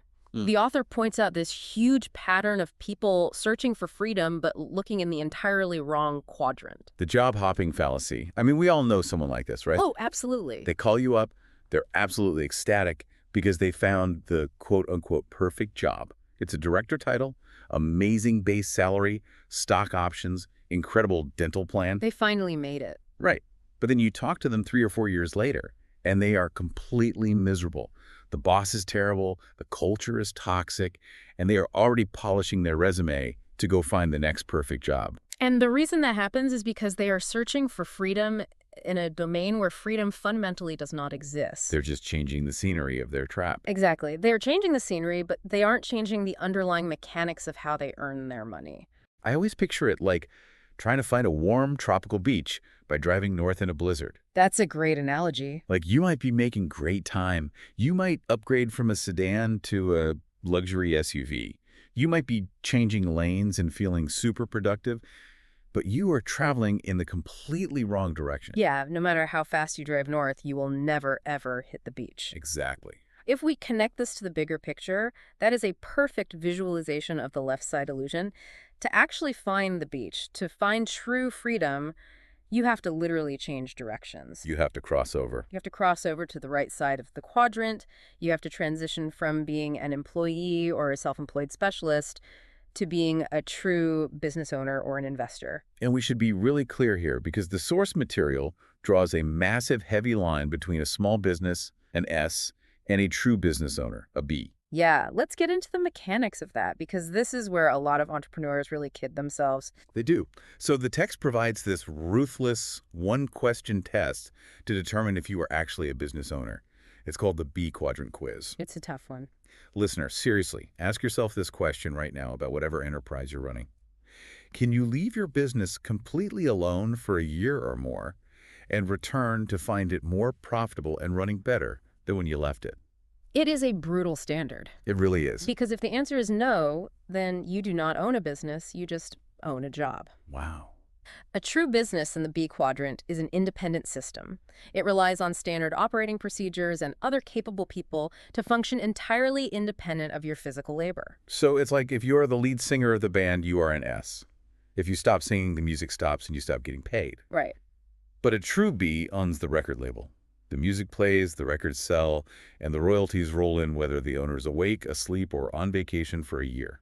That's spot on. And this brings us to the two fundamental levers of wealth on the right side of the quadrant, OPT and OPM. Okay, let's break those down. Other people's time and other people's money. The book states very plainly that mastering these two concepts is the absolute secret to building massive wealth. And this is usually where the conversation gets very uncomfortable for people who are staunchly on the left side. Oh, very uncomfortable. Because the harsh mechanical reality of the cash flow quadrant is that people in the ENS quadrants are the other people being used by the BNI quadrants. It's true. It's a symbiotic, albeit unbalanced relationship. When you demand a secure job, you are literally volunteering your time. You are the OPT. You are trading a portion of your life so that the business owner can build, scale, and extract profit from their system. Exactly. And similarly, when you put your life savings into a traditional savings account for a perceived quote-unquote safe yield of 1 or 2%, you are providing the OPM. Right, other people's money. The bank takes your money, loans it to an investor in the I quadrant at a much higher rate, and that investor uses it to buy an apartment building that yields 10%. So the right side is literally using the left side's desire for safety to generate their own freedom. That is the exact mechanism. Man, so building a system isn't just about hiring people. It's about fundamentally altering your relationship to time and capital. You're building a bridge away from the necessity of your own labor. But making that leap requires confronting the massive, terrifying elephant in the room, right? Risk. Oh, yes. The big R word. People on the left side look at starting a business or investing heavy capital, and they are just paralyzed. They see it as recklessly throwing their hard-earned money into a void with zero guarantees. But we really have to dissect what risk actually means here, because the source material argues that playing it safe on the left side is, in reality, incredibly risky. Right, so what does this all mean? How is playing it safe risky? Let's look at the mechanics of the self-employed person again. If a dentist in S breaks their hand in a skiing accident, what happens to their income? It drops to absolute zero. Instantly. Precisely. They have a single point of failure. The text points out that as S-quadrant professionals age, they frequently suffer from physical, mental, and emotional burnout. I can imagine. And the more fatigued they get, the less secure they become, and their risk of making a critical error goes way up. Now contrast that with an investor on the right side. Right. An investor who owns equity in 50 different companies and receives dividends from real estate in 3 different states, who is actually carrying more risk. The person entirely dependent on their own 2 hands. Exactly. The person with 50 diversified streams of income is far more secure. Mathematically, the employee and the self-employed are living on a knife's edge. I mean, add in the rapid acceleration of technology, automation, and AI, and the idea of a secure job is an absolute myth. It really is. If you are an E, you have to constantly re-educate yourself and prove your worth daily just to avoid being replaced by software. So why do people cling to the illusion of safety then? Well, the text introduces this fascinating psychological framework to explain this. It breaks our internal dialogue down into a battle between the parent and the child. Oh yeah, behavioral economics at its core. Yeah, We all have this dual conversation happening in our heads. we do. So the parent represents logic, discipline, and delayed gratification. Financially, the parent says, you should be studying cash flow statements, you need to cut back on consumer spending, and you need to learn how to buy assets. But then you have the child. And the child is pure, unadulterated emotion and the desire for immediate comfort. Yes, the child wants what it wants right now. The child says, but I don't feel like doing that. It's boring. I work hard all week. I deserve to put this luxury vacation on the credit card right now. And the key indicator of which voice is winning is the word feel. That's exactly it. Like, I just don't feel like investing is right for me, or real estate feels too complicated. Whenever you hear yourself or someone else using the word feel to justify a financial decision, you are listening to an emotional response. It's driven by fear or the desire to avoid effort, not a logical strategy. Right. The inner child is terrified of the unknown right side of the quadrant. It demands the warm blanket of a guaranteed paycheck. So crossing the CASHFLOW Quadrant isn't just a tactical shift in how you file your taxes, is it? No, not at all. It is a profound internal evolution. You have to literally become a financial adult. You have to train yourself to act on logic when your emotions are screaming at you to retreat to safety. The author actually shares a very vulnerable story about this. He talks about when he and his wife were temporarily homeless, literally living out of their car while trying to build their business. Wow, out of their car. Yeah. And their emotions, their inner children, were screaming at them to just give up, submit resumes, and get secure, high-paying jobs. I mean, anybody would feel that way. And their well-meaning friends and family were telling them the exact same thing. The societal pressure to conform and seek security was immense. But logically, the parent voice knew that retreating to the E quadrant would permanently kill their goal of true freedom. They knew they would be right back in the trap. So they had to just sit with that terror and push forward anyway. And I think if you are listening to this, you have to start auditing your own internal monologues. Catch yourself in the act of thinking like a scared child. That's the first step. When you hear yourself say, I can't afford to start a business, recognize that is a left side emotion-based thought that just shuts down your brain. Yes, whereas a right side, logic-based thought asks a question instead. How can I afford to start a business? It changes the brain from passive acceptance to active problem solving. Because people on the left side paralyze themselves with analysis. They say, I have a fear of failing, or they perpetually read books but never actually make an investment. Right, they never pull the trigger. But the right side understands that action beats inaction, and that mistakes are simply the tuition you pay for a real-world financial education. And you absolutely have to learn through action because the rules of the game change entirely depending on which side of the board you are playing on. They are completely different rules. Which actually brings us to the ultimate and perhaps most controversial conclusion of the chapter. We live in a free society, which means we are presented with 2 distinct choices. And the system treats those choices vastly differently. Yeah, you have the choice of security or the choice of freedom. Okay, let's lay those out. If you choose security, you stay on the left side as an E or an S. But that perceived security comes with a punishing mathematical price. Which is? You will carry the heaviest tax burden and pay the most in debt interest. And the other choice. If you choose freedom and move to the right side, you can access immense leverage, but you must take the time to learn the intricacies of the tax and corporate codes. Let's really drill down into the taxes here, because this is where the disparity is just shocking. The tax system fundamentally treats the quadrants differently. It's night and day. An employee, an E, has their taxes withheld from their paycheck before they ever see a dime of it. The government gets paid first. Always first. And then the employee has to live on whatever is left over. Conversely, people on the right side, particularly business owners and investors, operate on a completely different sequence. How so? A corporation earns money, spends everything it legally can on expenses pre-tax, and is only taxed on whatever profit is left over. That is huge. So the E earns, is taxed, and then spends. The B earns, spends, and is taxed on the remainder. Exactly. That sequence difference alone is worth millions over a lifetime. And then there's the asset column.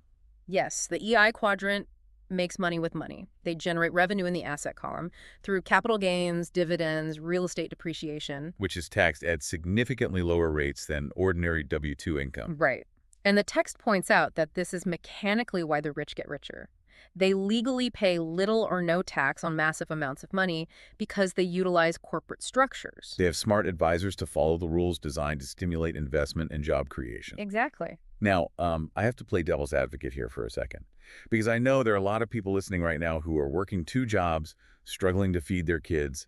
And when they hear that billionaires use shell companies and depreciation to legally pay 0 in taxes, their reaction is, that is completely rigged. It is fundamentally unfair. Oh, it's a very common, very visceral reaction. How does the book address that intense anger?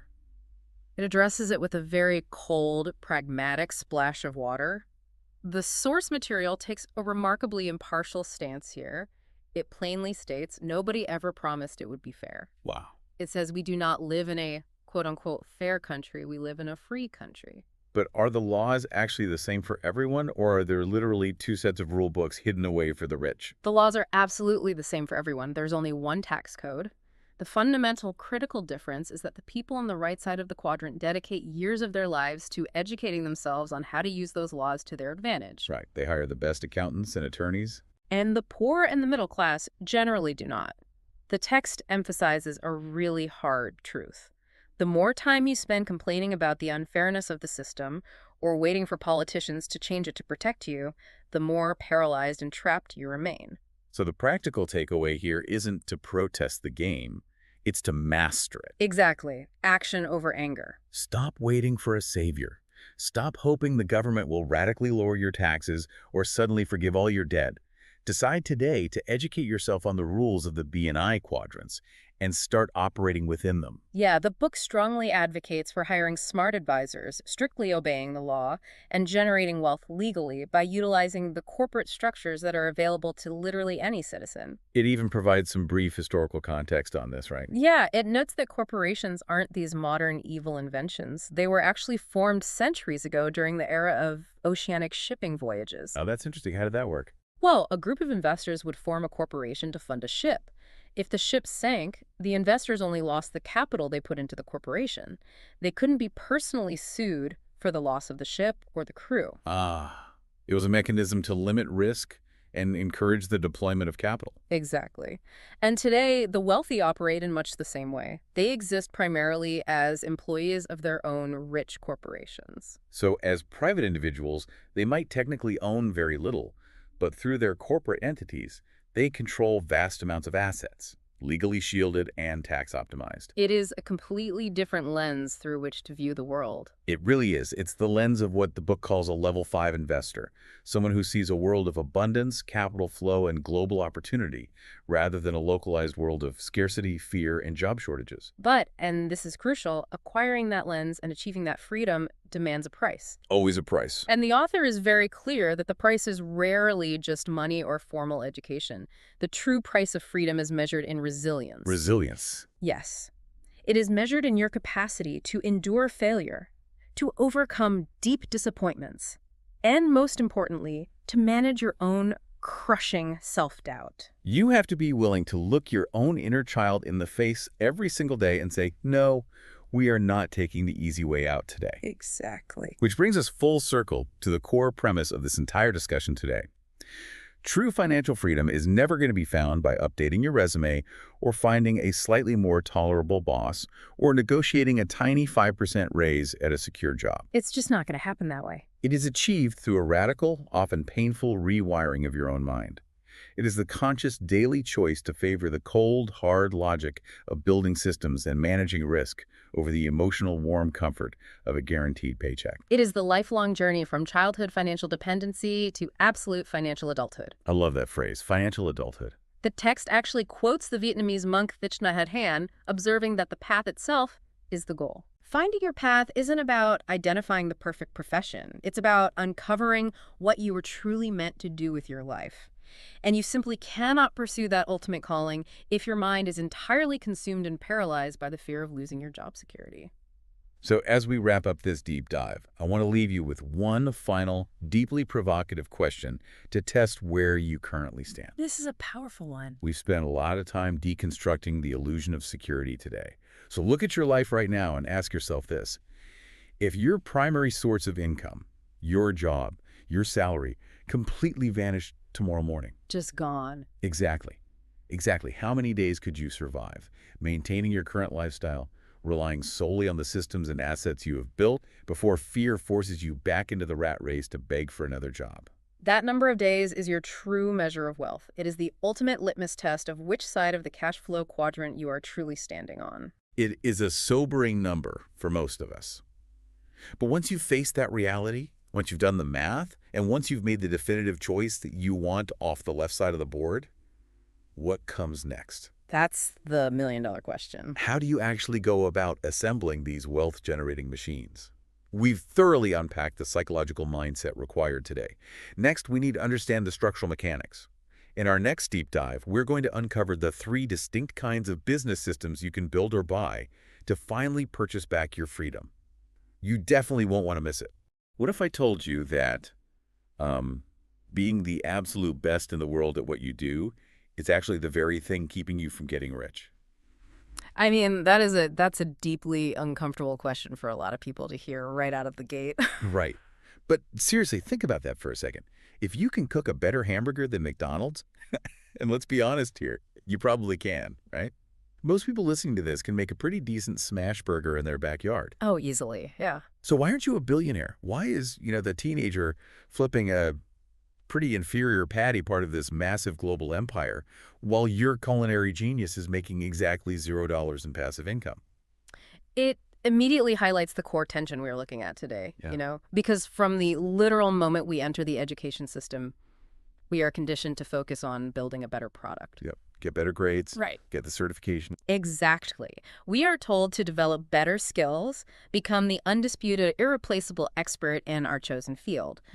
But the real secret of the ultra-wealthy, the people who have completely decoupled their time from their income, it isn't about being the best technician. Right. It isn't about having the absolute best product. It is entirely, 100% about focusing on the system. And that is exactly what we are getting into today.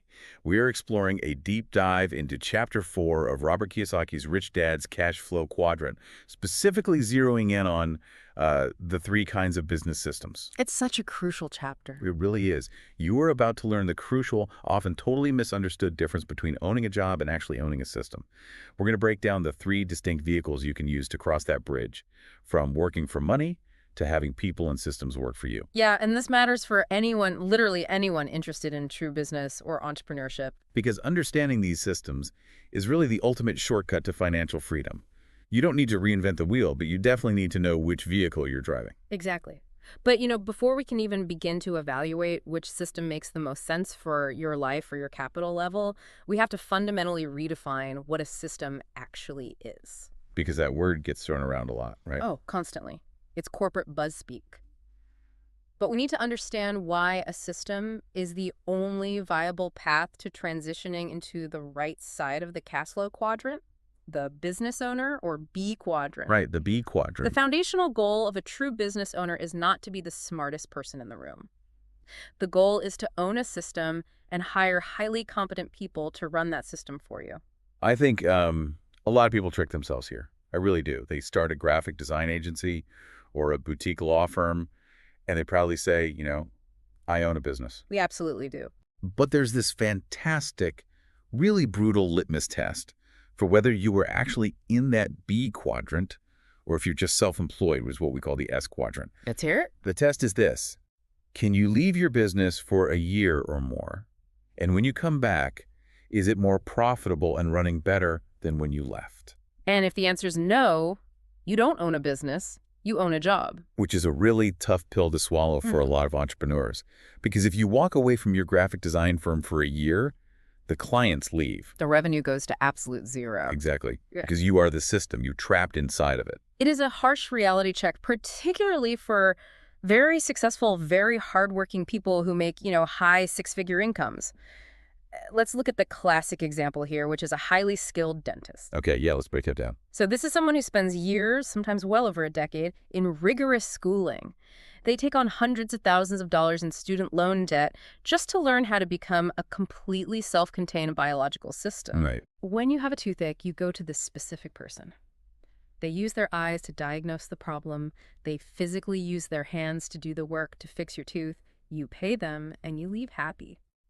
I mean, on the surface, it sounds like a fantastic setup. They have total autonomy. They make great money. They are respected leaders in their community. They drive nice cars. From the outside, that looks like wealth.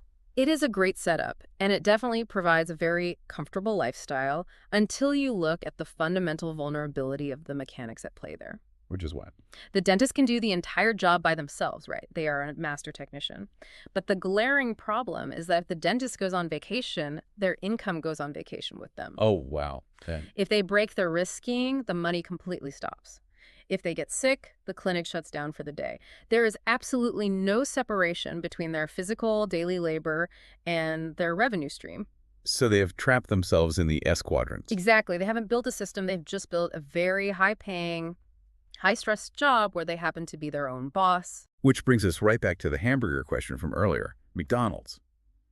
Let's really look at the mechanics of this because, like I said, almost anyone listening to this right now could go into their kitchen, buy some high-quality ground chuck, season it perfectly, get a great brioche bun, and make a far superior burger to what you get handed in a paper bag at a drive-thru. Totally. But the question you have to ask yourself is, can you personally build a better business system than McDonald's? And that is where the illusion of the quote-unquote better product completely shatters. Millions of people can cook a better burger. But how many people can build a system that delivers billions of identical burgers across the entire globe seamlessly every single day? Right, regardless of whether the store is in Tokyo, London, or, some small town in Ohio. Exactly. When you go to McDonald's, you aren't paying for culinary genius. You are interacting with an absolute masterpiece of system design. I've always been so fascinated by the history there, the shift from the original McDonald brothers to Ray Kroc. Oh, it's the perfect example. Because the brothers had the product. They had the speed. They had this really great local burger stand in California. Yeah. But they were classic S-quadrant guys. Yep. Self-employed mindset. They wanted to control everything themselves to make sure it was perfect. And then Ray Kroc walks in. He sees the assembly line they created in the kitchen. And he didn't see a burger stand. He saw a system that could be cloned 10,000 times. Kroc understood that the burger was completely irrelevant. The system was the product. If you literally just sit in a McDonald's with a cup of coffee and watch the operation, it's mind-blowing when you zoom out. What do you mean? Well, you have to look past the physical food. You have to see the logistics, the refrigerated trucks that are perfectly timed to deliver the raw materials right before inventory runs out.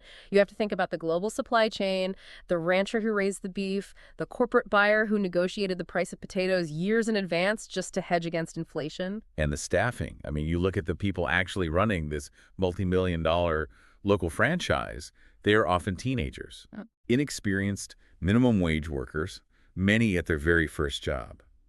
And yet, they are flawlessly executing the delivery of the product. Why? Because the system doesn't rely on them being culinary prodigies. Not at all.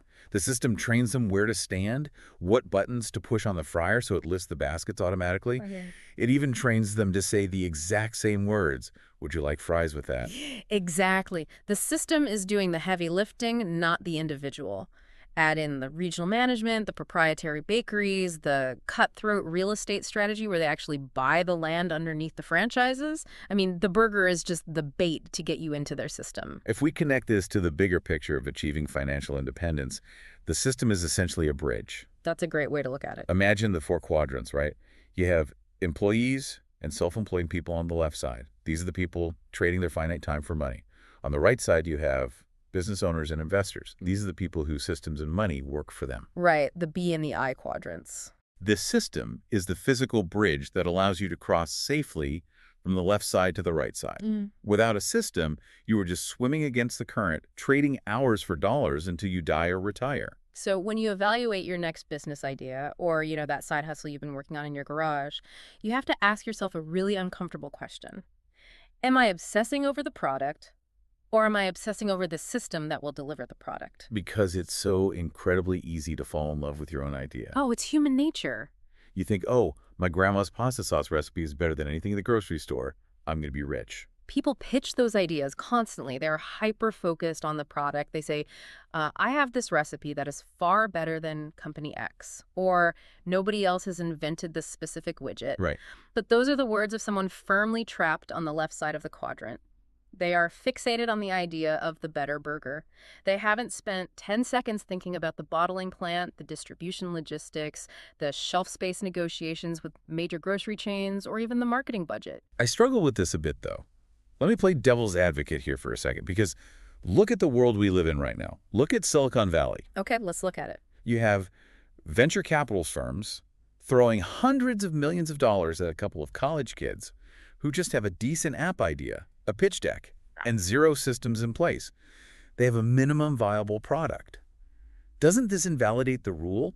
Won't professional investors throw money at sheer product brilliance today? It's a very common misconception, but it actually proves the rule if you really look at the mechanics of venture capital. How so? When a VC firm gives $50 million to a 22-year-old app developer, they are not handing them the money because they trust that 22-year-old to build a sustainable global corporation. Right, they don't trust them with that at all. They are injecting capital specifically to build the system around the product. In fact, if you look at the history of most massive tech startups, what does the VC firm almost always do within the first 3 years? They fire the founder and bring in an experienced CEO. Exactly. They replace the visionary creator with a seasoned B quadrant executive, someone who actually knows how to build human resources, compliance, legal, and international scaling systems. VCs and professional banks do not lend money to people without systems. So the idea alone is worthless to them. Pretty much. If you walk into a traditional bank with just a great singing voice and a demo tape, they will laugh you out of the building. But if you walk in with a record label that has a proven distribution network, marketing channels, and a track record of monetizing talent, they will lend you millions. Okay, that makes perfect sense. Huh. The VC money is the system-building mechanism. The tech founder is just the spark, but the venture capital firm is the engine. Exactly. The product is never a guaranteed hit without a system to support it. I mean, just because you have a beautiful singing voice doesn't mean you understand the systems of marketing, finance, accounting, sales, human resources, and the complex legal frameworks required to keep a business afloat. Investors lend to tried and true systems and the people who have proven they know how to run them, period. Which means we are at a crossroads for anyone listening to this. We know, unequivocally, that we absolutely need a system to cross this bridge to financial freedom. A product is not enough. Hard work is definitely not enough. So how do we actually get a system? That brings us to our first option. Since we need one, the most obvious path, the one society celebrates, the one we usually think of when we hear the word entrepreneur, is to just build one from scratch. Right, the traditional C corporation, the whole startup grind. Exactly. The first type of system is developing your own. It is the traditional route, starting from a blank canvas. You incorporate, you build the product, you hire the people, you write the training manuals, you establish the supply chain. Sounds exhausting. It is. And this is arguably the most difficult, the most stressful, and the most dangerous path a human being can take in the business world. Dangerous in what way, though? I mean, if I build it, I control it. Isn't control the whole point of leaving the employee quadrant? You do have control, but the massive challenge here is that you are attempting to juggle two highly volatile, incredibly complex variables at the exact same time. Which are? First, you are creating the system itself, the actual architecture of how the business functions, the software, the logistics, the legal structure. Second, you are simultaneously trying to find, hire, train, and develop the human beings to build and run that system. Okay, yeah. If either the people or the system is flawed, the chances of total catastrophic failure are incredibly high. The book uses this great analogy here. Think of a business like a 747 airplane. An airplane isn't just one big machine, right? It's a system of systems. Yes. You have the navigation system, the electrical system, the hydraulic system, the fuel delivery system. For that plane to survive and thrive in the air, 100% of all its internal systems must be functioning and communicating with each other perfectly. Yep. That is the perfect way to visualize the architecture of a C Corp. If you are flying at 30,000 feet and the hydraulic system fails, the whole plane crashes. It doesn't matter that the navigation system was working perfectly. Right. It doesn't matter that the in-flight entertainment was state-of-the-art. The plane goes down. Translating that to a startup, you could be like the greatest salesperson in the world. Your sales system is absolutely humming, revenue is pouring in, you're closing deals left and right. Yep. But if your accounting system fails because you didn't hire a competent CFO, or your HR system completely breaks down, or your best engineers quit, or, and this is a big one, you ignore your legal compliance system and get slapped with a massive lawsuit. The whole business crashes. You run out of cash, or you get sued into oblivion, or you literally can't deliver the product you just sold. And this is exactly what happens to most small businesses. It really is. The systems the founders forget about, or the ones they intentionally ignore because they aren't their natural area of expertise, those are the ones that cause the plane to crash and burn. You cannot just be a visionary with a good product. You have to be a master integrator. There is a very raw, personal story from Kiyosaki that perfectly illustrates this failure of mechanics. It's about a company that actually succeeded at first. Yes, the surfer wallets. Right. They had a great product, this nylon and Velcro surfer wallet. The founders worked tirelessly. They built a hybrid C Corp system. For years, they just ground it out, and finally they hit the big time. Immense rock star level success. Millions in revenue. They were on top of the world. And then, in its 5th year, the company suddenly went completely broke. What is fascinating and honestly deeply educational here is the specific why behind that failure. Because it wasn't a lack of hard work. The founders were working 80-hour weeks. Yeah, they were grinding. And it wasn't a lack of market demand either. People definitely wanted the product. The problem was that when massive scale finally arrived, they were fundamentally unprepared. Their internal systems could not handle the weight of their own success. I want to really dig into the mechanics of why that happens. Yeah. Why does success kill a company? Because it sounds super counterintuitive to most people. It happens because of how systems stretch and break under volume. Imagine you have a manual accounting system that works perfectly fine when you have 50 customers. Okay. But suddenly you get a national contract and you have 50,000 customers. Your manual system breaks, invoices don't get sent out on time, you are manufacturing the product, paying for raw materials and labor, but the cash isn't coming back in fast enough because your accounts receivable system is completely broken. Wow. So suddenly you have a massive cash flow crunch. Exactly. You're asset rich but cash poor. Or look at the human element of the system. When you have 10 employees, you can manage them all personally. You know their names, you know their strengths. Right. It's like a family. But when success hits and you suddenly have 150 employees, you can't manage them personally anymore. You need middle management. You need a dedicated HR system, standardized training, performance metrics. If you haven't built those systems in advance, chaos erupts. Quality control plummets. Defective products get shipped. Customer service gets completely overwhelmed. It's described like being on a really good-sized yacht that suddenly sprang a leak, and because the boat was so big and complex, they couldn't even figure out where the water was coming from. That's a terrifying image. They were bailing water, trying to fix the sails, while the hull was actually breached in the supply chain department. The system literally began to rip itself apart under the sheer velocity of the scaling process. And the human fallout from that mechanical failure was severe. I mean, the founders ended up losing everything. The stress destroyed relationships. They even experienced temporary homelessness in 1985 while trying to recover and build a new, better system. That's just wild to me. When people asked why they were living in a beaten-up car, they literally said, "We're building a business system." That level of conviction is insane. But it really underscores the sheer punishing difficulty of this first path. Building a C corporation from scratch is essentially choosing to be an underqualified aeronautical engineer, trying to build a plane in midair, while also trying to be the HR director, hiring the pilots and the flight attendants. Which means the practical takeaway for you, the listener, is this. If you choose to build your own system from scratch, you have to realize you're not just signing up to be your own boss. You are signing up for two distinct, incredibly difficult master-level jobs. You are the architect of a complex web of systems, and you are the psychological leader of the people running them. If you aren't prepared to master both, your plane isn't going to stay in the air. So if you're, staring at the smoldering wreckage of a C Corp you tried to build from scratch because your supply chain system failed, you're probably thinking, well, there has to be a better way. I don't want to invent the wheel. I just want to drive the car. Exactly. There has to be a way to just buy an airplane that already flies. And there is, which naturally leads us to the second type of business system, which are franchises. This is where you buy an existing, proven system. This feels like a massive shortcut. Ah. By purchasing a franchise, you are essentially buying a tried and proven operating system. You remove the entire system creation variable from the equation. Almost entirely, yes. The franchisor has already suffered through the trial and error.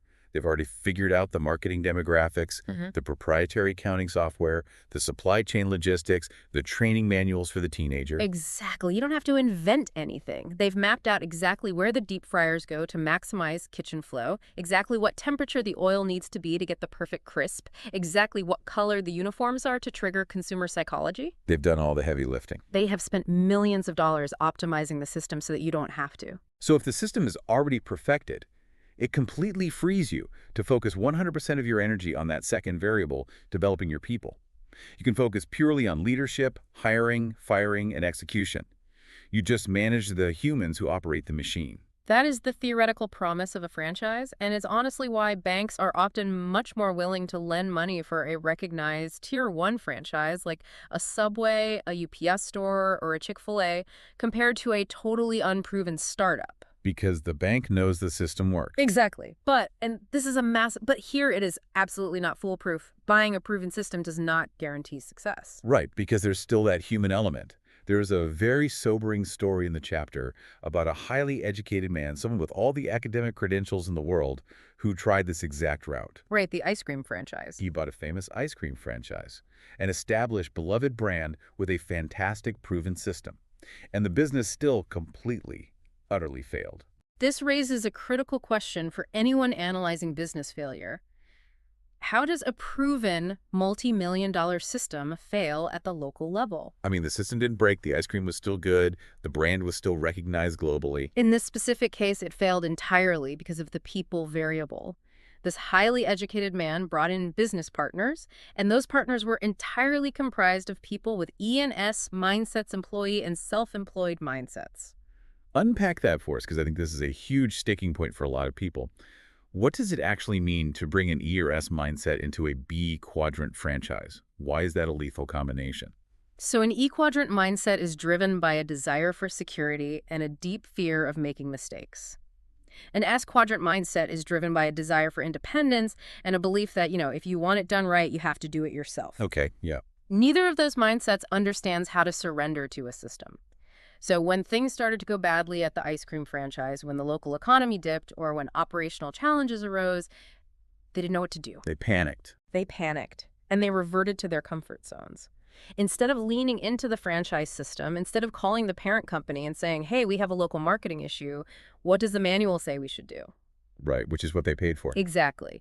Instead of doing that, they tried to fix it themselves based on their own limited experience. They fought among themselves, the partnership dissolved into toxic arguments, and the business went down. They forgot that a true B quadrant business is dependent on both the system and the good people operating it. The system can't save you if your people absolutely refuse to use it.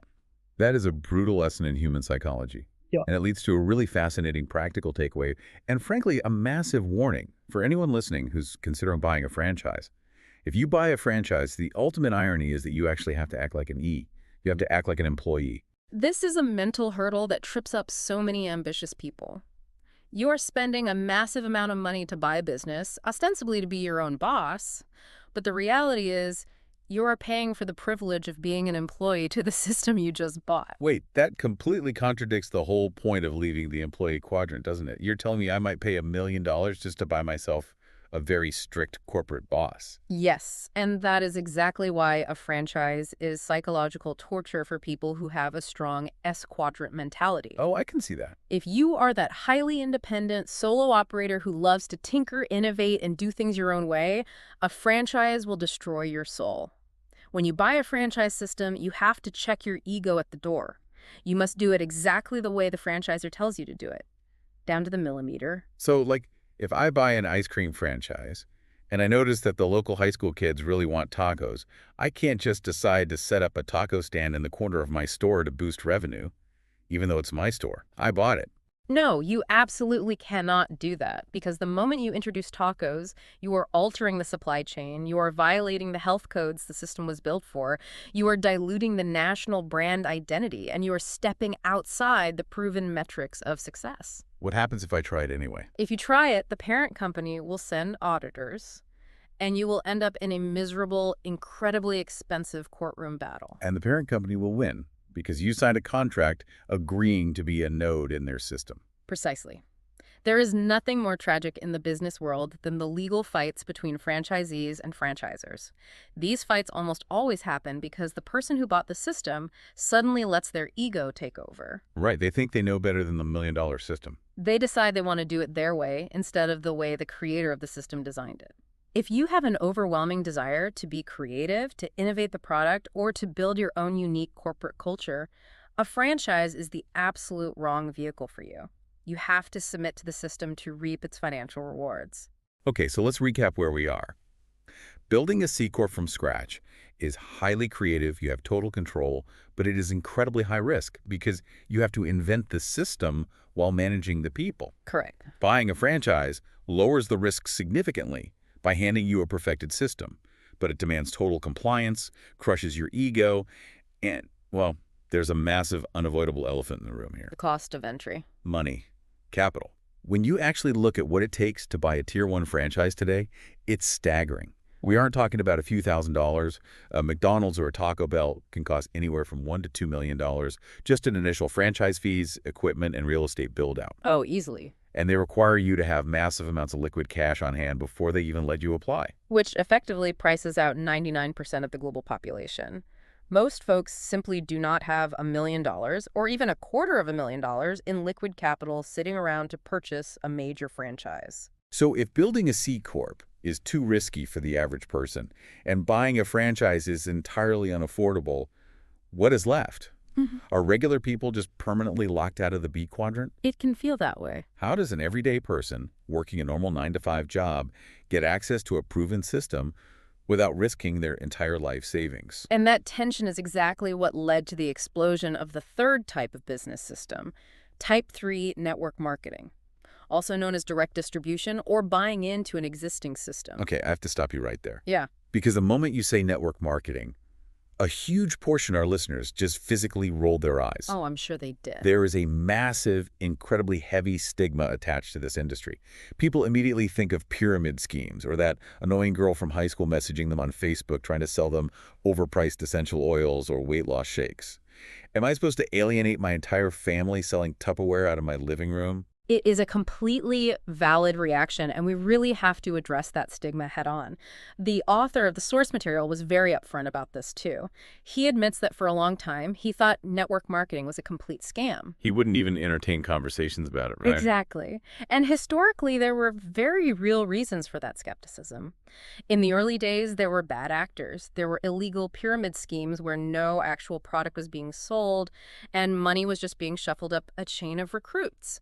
Even the FTC heavily investigated the industry, and it has been regulated or even restricted in some countries. So why on earth are we talking about it as a legitimate system for wealth creation? Because you have to separate the behavior of amateur individuals from the architecture of the actual business model. Franchising went through a very similar period of intense suspicion in its early days, believe it or not. Wait. Oh, yeah. People thought it was a scam to sell a business in a box. But when you drop the prejudices and actually look at the mechanics of modern legitimate network marketing, you see a highly sophisticated, incredibly powerful system. Network marketing is often described as a personal franchise. It allows you to buy into an existing proven system, but for a remarkably reasonable entry fee. We're talking about an initial investment of maybe $200 to $500 instead of $1 million for a fast food franchise. The barrier to entry is radically democratized, but the critical question is how can a $200 system possibly compete with the infrastructure of $1 million franchise? Right, because if I'm only paying $200, I'm obviously not getting a brick-and-mortar store, a commercial kitchen, and a national television ad campaign. So what exactly am I buying into? You are buying into a massive centralized technological infrastructure. The power of modern network marketing is entirely driven by incredible advances in software and global logistics. How so? Think about what usually crushes a small business owner. It's not the selling, it's the back office administration. It's the warehousing of physical inventory. It's processing credit card transactions securely. It's calculating sales tax for 50 different states. It's packing boxes, printing shipping labels, and handling customer returns. The unglamorous friction of commerce. Exactly. In a modern network marketing organization, all of that friction is completely removed from the distributor. The parent company's software systems automate the heavy lifting. Oh, I see. When you make a sale, the customer goes to a website provided by the company, they enter their credit card, and the parent company processes the payment. The parent company's warehouse in another state picks the product, packs it, and drop ships it directly to the customer. The software automatically calculates your commission and deposits it into your bank account. So the entire operational system is fully intact and functioning behind the scenes. You are essentially renting a billion-dollar corporate infrastructure for $200. Precisely. Which means your only job as a new distributor is to focus 100% of your energy on the human element. Your job is lead generation, building your network, and most importantly, developing yourself and others as leaders. You don't have to worry about inventory rotting in a garage or building an accounting department. The system handles the product, you handle the people. Which fundamentally shifts the skill set required. You aren't really a business manager at that point. You're a team builder. But I want to share a story from the book that really shattered my preconceived notions about who actually gets involved in this industry. It's a story about a friend of the author's, and it completely subverts the stereotype of the desperate amateur salesperson. This is a vital case study, I think. So this friend is not someone struggling for cash. He is a CPA. He has an MBA in finance. He operates at the absolute highest levels of the financial world. In fact, he did over $1 billion in commercial real estate transactions in a single year. $1 billion? That's massive. He is fabulously wealthy, pulling in hundreds of thousands of dollars in passive income from his investments. He is the epitome of the I quadrant, the investor quadrant. And yet, this billionaire real estate investor joined a network marketing company as a frontline distributor. When you first hear that, it just stops you in your tracks. It seems completely irrational. Why would someone operating at the absolute pinnacle of wealth creation spend their precious time building a network marketing downline? What could a $200 business possibly offer a billionaire? It wasn't about the money for him. It was about solving a structural problem in how he helped other people. He explained that people would constantly approach him, asking how to get rich. They wanted to invest with him. Naturally. So he would explain the mechanics of his multi-million-dollar commercial real estate syndications. He would talk about mezzanine debt, capitalization rates, and accredited investor requirements. And what was the reaction of these average people? They would completely shrink away. They realized they were fundamentally locked out of his world. They didn't have the $100,000 minimum investment capital. They didn't have the flawless credit required by commercial banks. And they certainly didn't have the 6 years of specialized financial education he had just to analyze the deals. They wanted his results, but they had absolutely no way to access his systems. They were separated by an impassable financial chasm. So this billionaire was looking for a bridge. He wanted a way to actually help average people achieve passive income without needing millions of dollars to start. He spent time researching different models, and he eventually found network marketing. He realized that while his friends and acquaintances couldn't afford to partner on a massive commercial real estate deal, they could afford a $200 entry fee. That capital barrier was completely eliminated. But if the capital barrier is eliminated, what replaces it? You still have to pay a price for wealth. In network marketing, that price is sweat equity. Yes, the sweat equity. The billionaire explained that these people could invest their time, their resilience, and their sheer effort for 3 to 5 years, building a strong organization and a customer base below them. It's a delayed gratification model. You work hard now to build a network that eventually generates passive residual income based on the ongoing consumption of products by that network. But the really brilliant part of this story is how the billionaire leverages the network marketing structure. He doesn't just treat it as a sales job, right? No, he treats it as a private business school.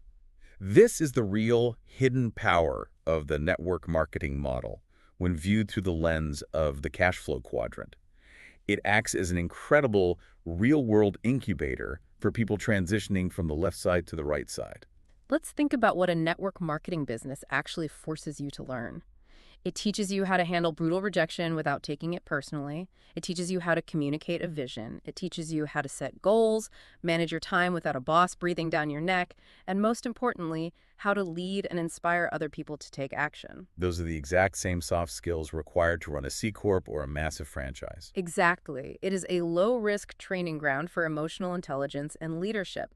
And this billionaire actually uses his network marketing team as a pipeline. He holds classes for them, he teaches them the mechanics of being successful B quadrant business owners, and as they start making money, he pivots and teaches them financial literacy. His ultimate long-term goal is to help them generate enough passive cash flow from their network marketing business so that they finally have the capital and the mindset required to invest in his massive real estate deals. That's incredible. He is literally systematically building his own pool of highly educated, financially stable investors. It's a brilliant, holistic synthesis of the entire quadrant system. He uses the B quadrant system of network marketing to fund and educate the I quadrant. The practical takeaway for the listener here is profound, especially if you are feeling stuck. If you are sitting there with ambition but lacking massive startup capital, network marketing is a legitimate bridge. It allows you to leverage a proven multi-million-dollar software and logistics system by investing your time rather than your life savings. But you have to approach it with the right mindset. If you go in thinking it's a get-rich-quick scheme, you will fail. If you go in just trying to peddle products to your friends, you will alienate them and you will fail. You have to commit to it long term. You have to focus intensely on developing yourself as a leader rather than just being a salesperson. If you can build a culture and a team, you can build a revenue stream that continues to pay you long after you've stopped working actively. And if you are evaluating a network marketing company, you have to look past the shiny product. The product has to be good, of course, but the product is not the system.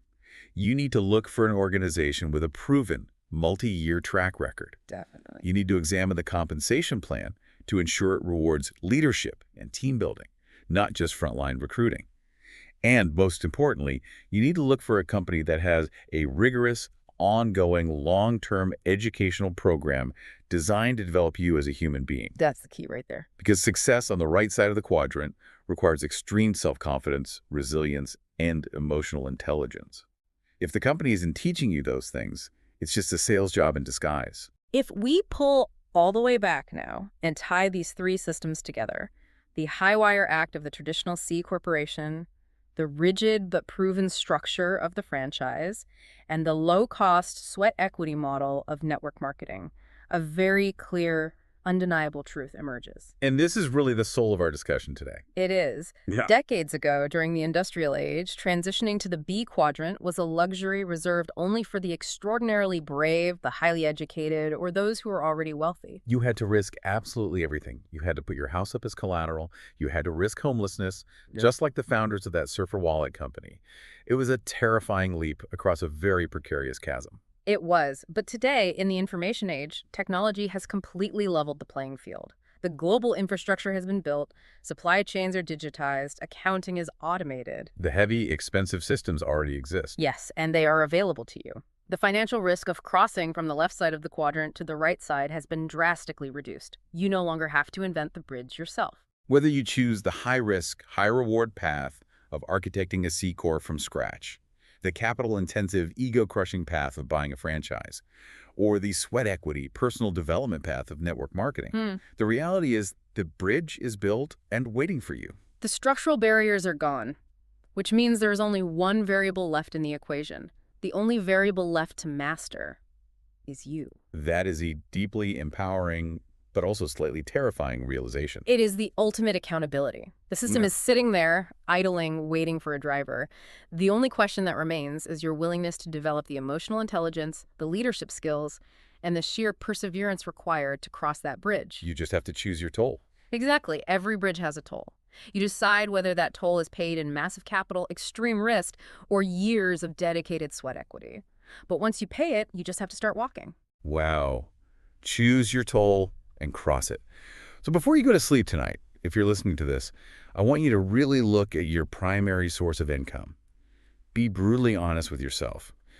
If you walked away from your job, your clinic, or your solo business for an entire year, would your income grow or would it die? If the answer is die, you know exactly what your next step has to be. You need a system. No, once you actually build or buy that bridge and that passive wealth finally starts flowing into your bank account, the very next most critical question is, what do you do with that money?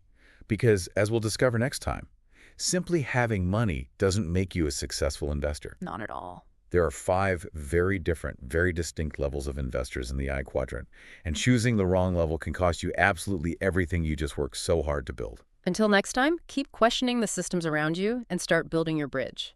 What you just listened was the beginning of a full audio, way longer, explaining every single chapter of the book. If you would like to keep listening to the end and access to the full audio, you can access it with the link down below in the description and in the pinned comment.